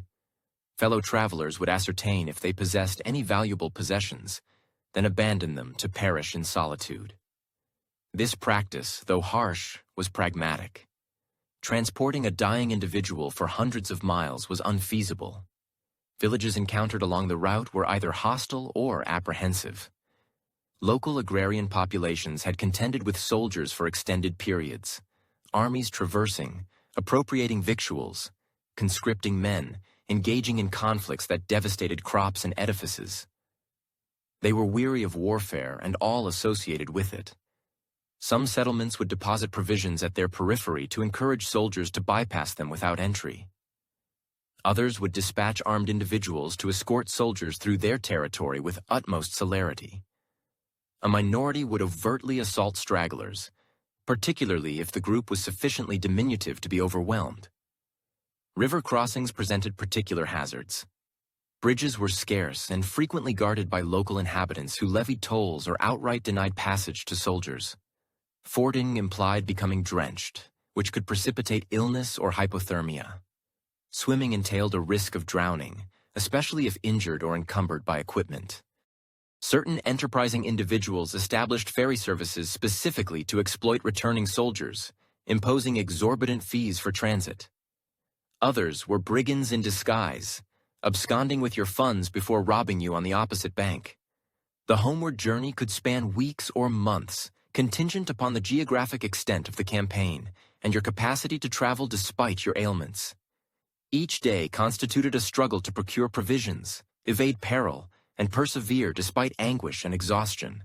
Some soldiers coalesced for mutual protection, forming small contingents of men moving in the same general direction. Nevertheless, these groups represented tenuous alliances. Trust was circumscribed. Resources were scarce. Disputes concerning sustenance, trajectory, or the division of plunder could escalate into violence. As proximity to your home increased, a realization dawned upon you for which no one had prepared you. You harbored no desire to return. The closer you approached your village, the more pronounced your anxiety became. Home symbolized a life you had left behind. The person you had been prior to the war had undergone fundamental transformation.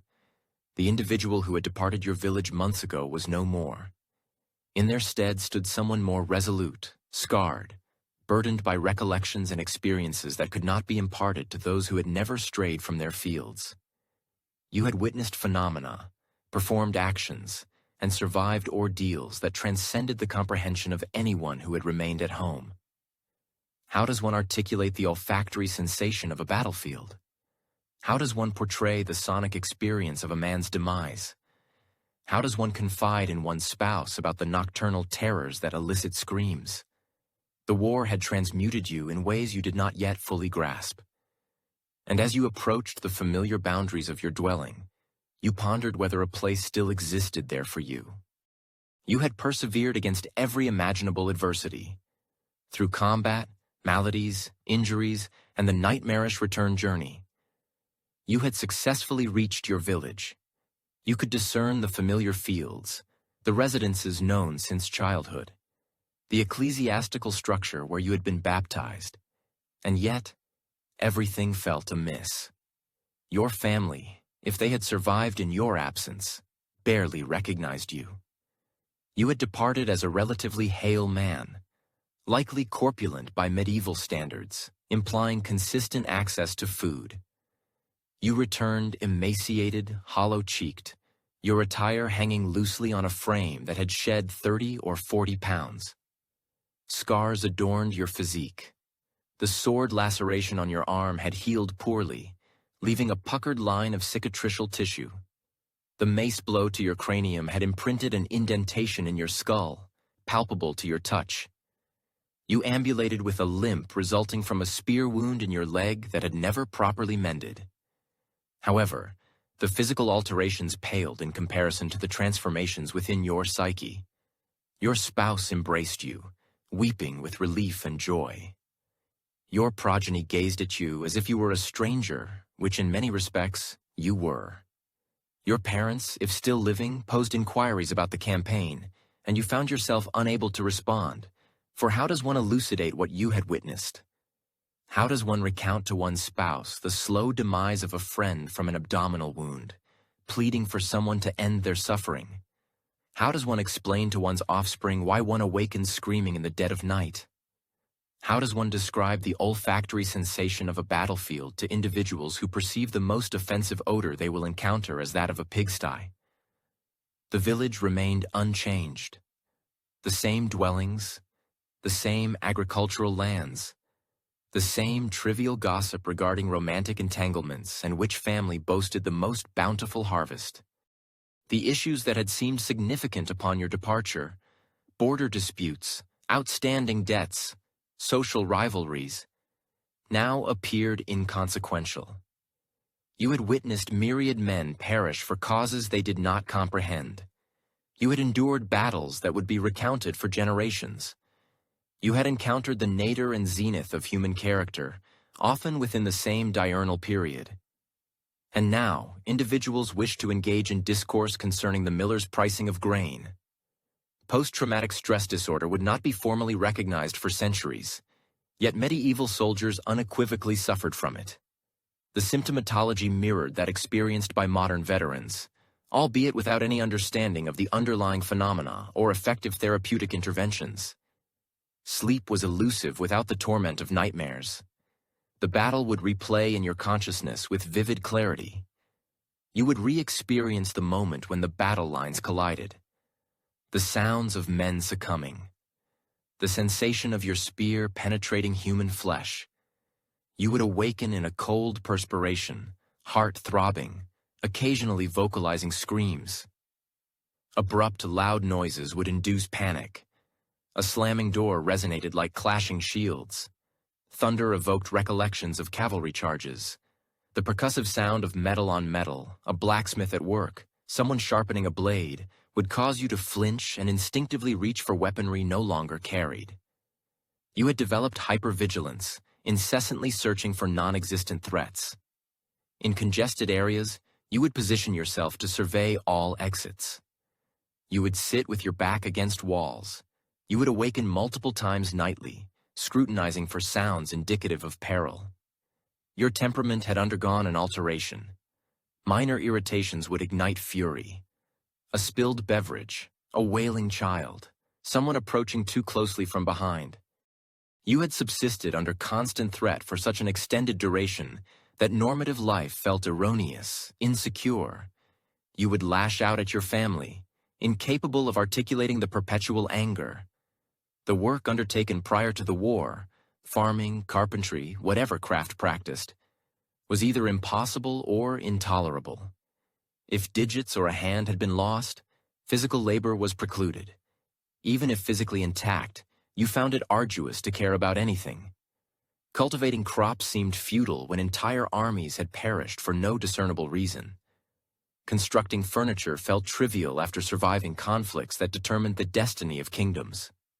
The long-range planning requisite for agriculture, budgeting for the subsequent year's harvest, maintaining implements, tending to livestock, was beyond your capacity when daily existence itself remained a struggle. Your relationship with the divine had shifted. You had fervently implored for survival, brokered pacts with saints, observed clerics asserting divine favor for your cause, while identical clerics on the opposing side made analogous pledges to your adversaries. The inherent inconsistencies were insurmountable. Some veterans embraced heightened religiosity, interpreting their survival as heavenly intervention. Others jettisoned faith entirely, unable to reconcile a benevolent deity with the horrors they had witnessed. Most occupied an intermediary position, retaining belief, but with a faith that was harsher, more intricate, permeated by doubt. Alcohol offered solace when affordable. Intoxicants could blunt memories, quell nocturnal terrors, and render the world tolerable for a few hours. Numerous veterans became prodigious drinkers, expending all available funds on ale or wine, endeavoring to obliterate that which could not be expunged. Villages possessed their share of former soldiers who spent their days inebriated in taverns, recounting war narratives to any willing listener. These individuals became recognizable figures, scarred, limping, haunted, perpetually prepared to depict battles that acquired increasing heroism with each iteration. Yet even inebriated, the memories persisted. Alcohol might postpone the nightmares, but it could not erase them. The corporeal injuries served as enduring reminders of your ordeal. That limp from your leg wound would not abate. The chronic pain originating from ribs that had never properly healed was your perennial companion. The missing digits rendered every task more arduous. Medieval medicine offered no remedies for chronic pain. Relief was restricted to alcohol, petitions, and fortitude. Physical therapy was non-existent. You simply learned to coexist with the damage, adapting as best you could. The community now regarded you differently. You were marked, altered, no longer entirely one of them. Parents discouraged their children from playing too close to your dwelling. Women evaded direct eye contact. Even the ecclesiastical institution appeared uneasy with your presence, as if the violence in which you had participated, however justifiable, had defiled your spirit. People feared veterans, and for valid reasons. You had been trained for killing. This act, once completed, left an indelible mark evident in your posture, your gaze, and the very way you navigated the world. Even when attempts were made to conceal it, civilians could discern the underlying capacity for violence. In some villages, multiple veterans could be found, individuals who had served in the same campaign or across different conflicts. A natural gravitation occurred between these individuals, as they were the sole people capable of understanding their shared experiences. They would convene in taverns or open fields, consuming drink and exchanging narratives incomprehensible to outsiders. These gatherings were far from pleasant. They were assemblages of broken men finding camaraderie among others similarly wounded, striving to assign meaning to experiences that defied rational explanation. Occasionally, these discussions offered solace. More frequently, they exacerbated existing problems, reopening wounds that had barely begun to mend. The economic consequences were severe. If an injury rendered you unable to work, your family bore the brunt of it. No disability benefits, no veterans' payments, and no governmental assistance of any kind were available. The Lord who had conscripted you showed no concern for the body you had sacrificed in his war. Your return home was deemed sufficient compensation. Some veterans resorted to begging, displaying their war wounds to elicit sympathy in coins. Town squares and church steps became populated with maimed soldiers, men with a single leg relying on crutches, the blind whose eyes had been lost to arrows, and those without arms who had survived battlefield amputations. They would recount their tales to any listener in the hopes of receiving charity. Lost my hand at Agent Court, fighting for the king. Spare a penny for an old soldier? These stories, though occasionally embellished over time, were generally truthful. Others turned to crime. The proficiencies acquired during wartime were readily transferable. You possessed the knowledge of efficient killing, effective intimidation, and forceful acquisition of necessities. Banditry attracted veterans who had lost everything and had no alternative means of survival. The roadways of medieval Europe were perilous, partly due to former soldiers who had transitioned into outlaws. They understood tactics, weaponry, and the art of planning ambushes, rendering them more formidable than ordinary criminals due to their professional training in violence. Your familial relationships never fully recovered. Your wife endeavored to comprehend, but how could she? She had remained at home, burdened with worry, labor, and child-rearing, while you endured hell. The chasm between your respective experiences was insurmountable. Her attempts to comfort you during nightmares were met with rejection, as in that moment, in the hazy transition between sleep and wakefulness, you were thrust back into battle, perceiving any touch as an enemy to be repelled.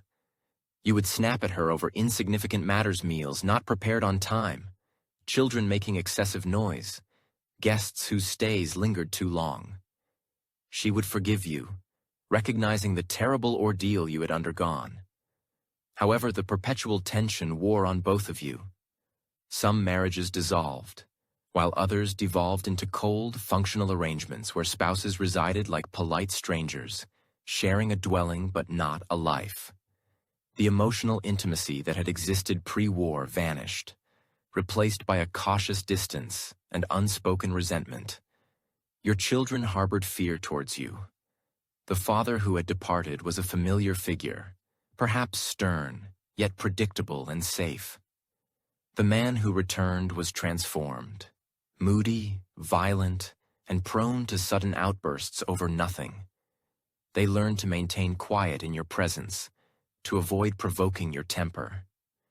In their eyes, you could discern fear, not merely the fear of punishment, but a deeper apprehension. It was the realization that their father had become a dangerous, unpredictable, and irrevocably damaged individual. The guilt was overwhelming. You had survived while countless others had perished. Men superior to you, braver than you, more deserving of life, had been killed, yet you had inexplicably endured. The sheer randomness of it was maddening. Why had the arrow struck the man beside you instead of yourself? Why had you stumbled at the precise moment to evade a sword stroke that would have been fatal? Why had your friend died a slow and agonizing death while you emerged with minor wounds? Survivor's guilt ceaselessly gnawed at you. You would encounter the families of those who had fallen in battle, unable to meet their gaze. Their husbands, fathers, and sons were dead, and you were alive. There was no justice in it, no discernible divine plan. You had killed enemy soldiers, men who likely also had families. Their faces haunted your dreams. You would ponder their children, their wives, and whether anyone mourned their loss. The killing had been deemed necessary, justified as part of war, but that did not diminish its heavy burden. The village priest attempted to offer assistance. He would hear your confession, absolve your sins, and remind you that you had fought in a just war, asserting that killing in battle was not murder in the eyes of God. Yet theological forgiveness could not erase the memories or quell the guilt. Years would pass. The immediate trauma would gradually recede, though never entirely. You would learn to manage the nightmares, control the anger, and function in civilian life despite all you had endured. You would secure employment that accommodated your injuries. You would develop coping mechanisms for difficult days. You would reconstruct relationships with your family, though they would never replicate their pre-war state. However, you would never again be the same man who had departed the village on that day the bailiff called. That identity was gone, left behind on a battlefield whose name you might not even vividly recall. Medieval veterans carried their wars with them eternally. They would die decades later, old men who had never truly escaped the conflict, still battling enemies in their dreams, still hearing the sounds of men perishing, still questioning why they had survived when so many others hadn't. And upon their deaths, perhaps then they might finally discover peace. Or perhaps not. The chronicles and historical accounts of medieval battles primarily focus on prominent figures: kings and nobles, valiant knights, the strategic brilliance of commanders. They extol honor and glory, divine favor and righteous causes, the ascent and downfall of dynasties. They do not mention you. The historical record is largely silent regarding the experiences of common soldiers. Their stories were not documented because they held no significance for the chroniclers who composed the official narratives. You were not deemed important enough to be individually remembered. You were merely statistics, casualties, losses, acceptable sacrifices within someone else's political calculations. Yet, collectively, the human cost was incomprehensibly staggering. Every medieval battle claimed thousands of common soldiers, not only through direct combat, but also through the diseases that ravaged armies and the famines that followed military campaigns. The economic devastation destroyed entire regions for generations. The 100 Years' War, spanning over a century, resulted in hundreds of thousands of deaths. The vast majority were peasants, soldiers conscripted from their villages, civilians caught in the path of marching armies, and families who starved when their breadwinners were killed or crippled. The Wars of the Roses decimated England's population, particularly the nobility, but the common soldiers who manned the front lines paid an equally heavy toll. Towton alone may have resulted in 28,000 casualties in a single day, most of whom were farmers and laborers who had never desired to fight. The Crusades transformed the Eastern Mediterranean into a burial ground. Entire armies succumbed to disease before ever reaching the Holy Land. Those who survived the journey often perished in futile assaults on fortified cities. The Children's Crusade witnessed thousands of young people sold into slavery or massacred outright, all in the name of God. And for what purpose? Most medieval wars were waged over territorial disputes between nobles, succession crises, or abstract notions of honor that held no meaning for the men who did the dying. You did not fight for freedom or justice.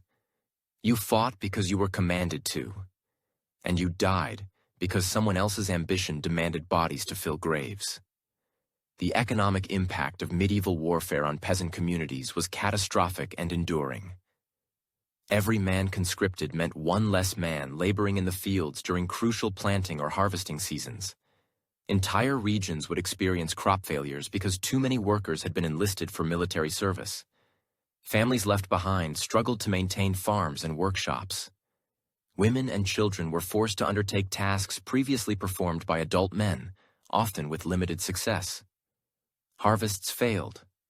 Livestock died due to neglect. Debt accumulated as families borrowed money for survival, often losing their land when repayment proved impossible. The soldiers who did return were frequently too damaged to work effectively.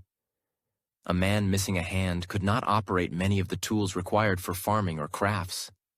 Someone with a severe limp could not meet the physical demands of agricultural labor. Veterans with head injuries might be incapable of performing any complex tasks. These men became economic burdens on already struggling families. Instead of contributing to household income, they required care and support that they often could not reciprocate. The emotional and financial strain shattered countless families across medieval Europe. The social fabric of medieval society was predicated on these sacrifices, yet the sacrifices were never voluntary and rarely honored. The feudal system demanded that peasants provide their labor, resources, and lives to their lords. In return, they were ostensibly granted protection. In reality, they received exploitation. Lords utilized their military obligations to extract wealth and labor from peasants. The threat of conscription became a tool of social control. Resist the lord's demands, and you might find yourself in the front rank of the next battle. The psychological toll on medieval society is impossible to precisely quantify, but existing evidence suggests it was immense. How many veterans returned home violent, shattered, and incapable of fulfilling their roles as husbands and fathers? How many households were devastated by men who had witnessed too much, acted too much, and endured too much? How many children grew up without fathers or with fathers who could no longer genuinely parent? How many women became widows or were compelled to care for permanently disabled spouses? How many communities lost their most productive members to conflicts they had no say in initiating? Medieval societies comprehended this immense cost more profoundly than we might imagine.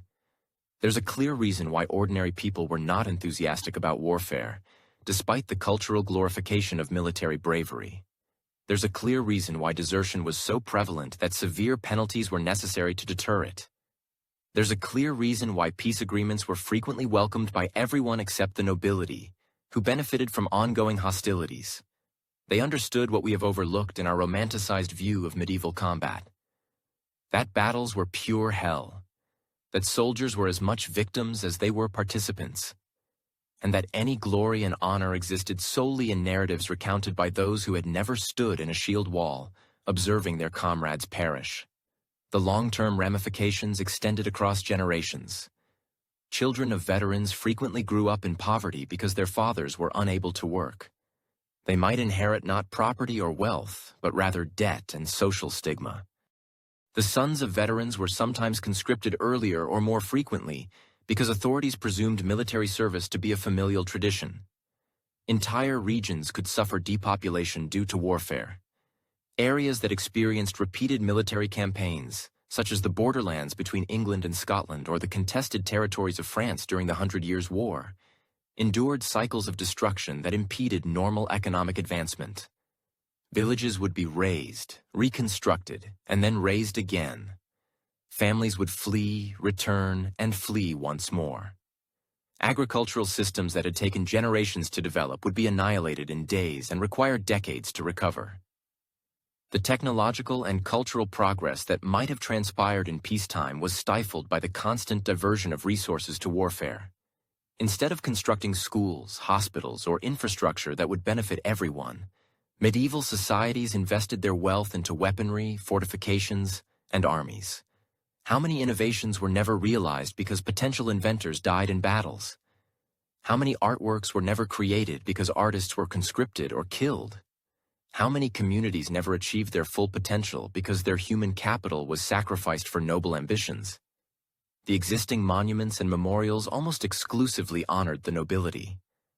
Knights possessed elaborate tombs with carved effigies depicting them in armor, hands clasped in prayer, surrounded by heraldic symbols proclaiming their valor. Cathedrals displayed banners captured in battle, commemorating victories achieved by aristocratic commanders. Common soldiers were interred in mass graves, unmarked and forgotten. No one commissioned sculptures of peasant spearmen. No stained glass windows depicted farmers dying for their lords. The artistic legacy of medieval warfare entirely omitted the majority of its participants. When songs were composed about battles, They celebrated the deeds of heroes, kings, princes, and famous knights, whose names would resonate through centuries. The ballads spoke of honor, courage, and divine favor. They made no mention of the battlefield's stench, the cries of wounded men, or the widows left behind. This selective remembrance was not accidental. It served the interests of the ruling class to portray warfare as glorious and noble. If people grasped the true cost, if they saw beyond the romanticized versions to the brutal reality, they might be less inclined to engage in future conflicts. Thus, the authentic history was suppressed, forgotten, or ignored. The narratives that survived were those that served power, not truth. Even today, our popular culture perpetuates these misconceptions. Films, television series, books, and games depict medieval warfare as exhilarating, heroic, and meaningful. The protagonists are invariably nobles or exceptional individuals. Common soldiers are relegated to background roles, faceless extras who exist solely to enhance the hero's image. We perceive armor and weaponry as impressive rather than inadequate. We focus on individual combat instead of mass slaughter. We emphasize honor and glory while disregarding the disease, starvation, and terror that characterized most soldiers' experiences. This romanticization does a disservice to all who endured the reality of medieval warfare. It diminishes their experiences to mere entertainment, their sacrifices to plot devices, their trauma to background noise. The fact that we fail to remember this, that our popular culture has transformed medieval warfare into adventure stories, is perhaps the ultimate insult to everyone who suffered through it. They perished in agony so that we might enjoy fantastical versions of their misery. However, we can choose to remember differently. We can honor their experiences by understanding what truly happened, not the sanitized versions created for our comfort. We can acknowledge that the past was no more noble or heroic than the present. It was simply more brutal and more forthright about its brutality. So there it is. What actually transpired in a medieval battle? From the moment a lord's bailiff knocked on your door to drag you from your fields, through the nightmare of campaign life to the horror of combat itself, and finally to the long, painful aftermath that nobody discusses, because it doesn't align with our fantasies about the past. It wasn't glorious. It wasn't honorable. It wasn't romantic or exciting or anything Hollywood has led us to believe medieval warfare was like. It was terrifying, painful, disgusting, and traumatic in ways that would break most modern people within days. You did not die heroically in single combat with a worthy adversary while stirring music played in the background. You died crushed amidst oppressive bodies, stabbed from behind by an unseen assailant. Or you survived the battle only to succumb days later to an infected wound, lying in your own squalor. You did not fight for noble causes or grand ideals. You fought because refusal meant death, and even acceptance meant probable death. But at least social pressure made the choice feel inevitable. You stood in ranks with other terrified men, most of whom you did not know and could not communicate with, awaiting the enemy to crash into you like a human avalanche. If you somehow survived the actual fighting, you were not rewarded with honor, glory, or recognition. You were sent home with wounds that would never fully heal, memories that would poison your sleep for the remainder of your life, and a community that would never entirely comprehend or accept what you had become. The reality of medieval warfare was that common soldiers were expendable resources in conflicts that did not concern them. They were human ammunition fired at enemy formations and considered acceptable losses by commanders who never risked their own lives in the front ranks. You were not a hero in some grand narrative. You were a victim of a social system that regarded human life as cheap and disposable, especially if that life belonged to someone poor, uneducated, and powerless. And yet, somehow they did it. Thousands upon thousands of medieval soldiers, conscripted against their will, marched to battlefields across Europe and beyond. They fought because the alternatives were worse. They survived when they could, died when they couldn't, and left behind almost nothing except the occasional bone fragment discovered by archaeologists centuries later. Their courage was not the courage of stories. the brave knight facing overwhelming odds to save the kingdom. It was something more fundamental and more tragic. The courage to keep putting one foot in front of the other even when you knew where the road led. The courage to stand in formation and wait for enemies to try to kill you, because running meant certain death from your own side. The courage to keep living after experiencing things that should have broken any reasonable person. This was true courage. Not the flashy, dramatic kind that makes for good entertainment, but the quiet, desperate kind that allows people to endure the unendurable because they have no choice. Their suffering was not meaningful in any cosmic sense. They did not die to make the world better, or to advance civilization, or to protect future generations. They died because powerful men desired things, territory, wealth, prestige, and were willing to spend other people's lives to acquire them. But their suffering was real, and it deserves to be remembered accurately. Not romanticized, not sanitized, not turned into entertainment, but acknowledged for what it was. The price ordinary people paid for extraordinary cruelty disguised as politics. We owe it to those forgotten soldiers to remember the truth, not because it makes us feel good, but because forgetting dishonors their memory. They deserve better than being reduced to background extras in someone else's adventure story. The next time you watch a medieval battle scene in a movie or read about glorious warfare in a historical novel, remember this. Every person in that scene represents someone real who experienced something far worse than any filmmaker would dare to show. Someone with a family, dreams, fears, someone who probably didn't want to be there and who paid a terrible price for being forced to participate in someone else's war. That's the real history. That's what actually happened in a medieval battle. War isn't an adventure. It's not romantic. It's not a solution to political problems. It's a catastrophe that destroys lives, breaks families, and leaves scars that last for generations. Medieval warfare was just more honest about being catastrophic because they didn't have the technology or the propaganda apparatus to pretend otherwise. Warfare in any given epoch, regardless of how subsequent generations distant from the experience might portray it, consistently represents an inferno for those compelled to endure it. While weaponry changes, tactical approaches evolve, and uniforms improve, the core experience terror, agony, deprivation, trauma remains perpetually constant. Medieval combatants were no different from modern veterans in their psychological responses to battle.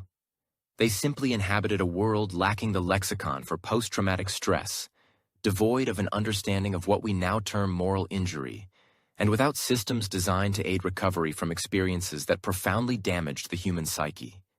They suffered in solitary silence, internalizing their conflicts until their demise.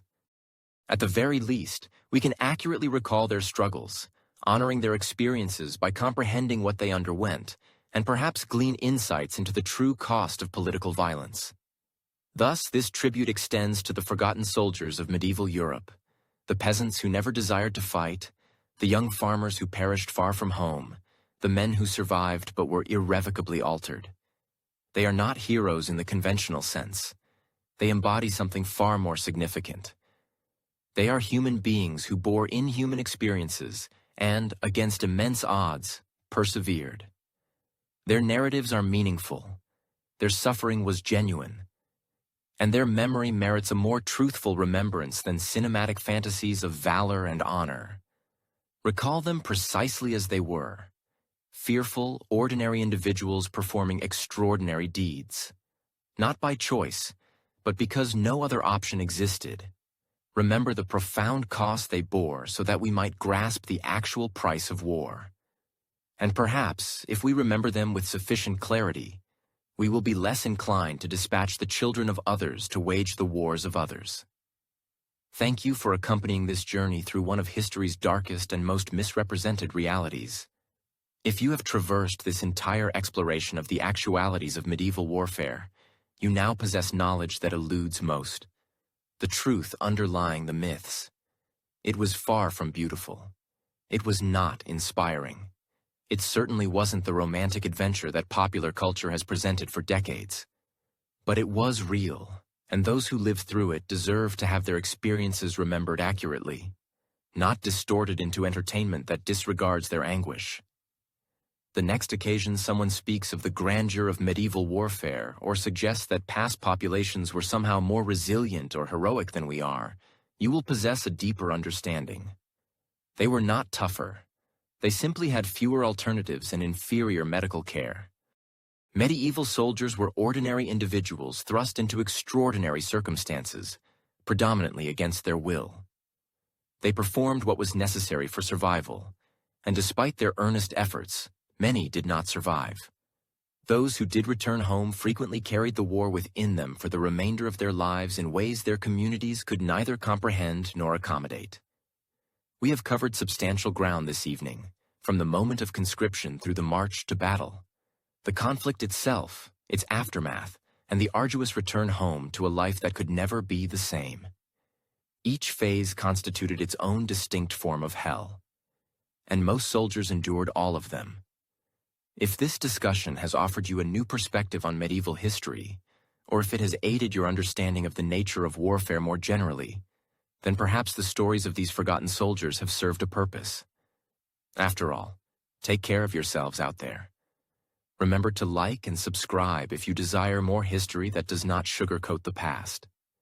And sleep soundly, knowing that you will never have to experience what those medieval soldiers endured. Their wars are concluded. Their suffering is over. But their memory deserves to persist, honestly recounted. For as long as we remember that history is forged by real people paying real prices for the decisions of others. Good night.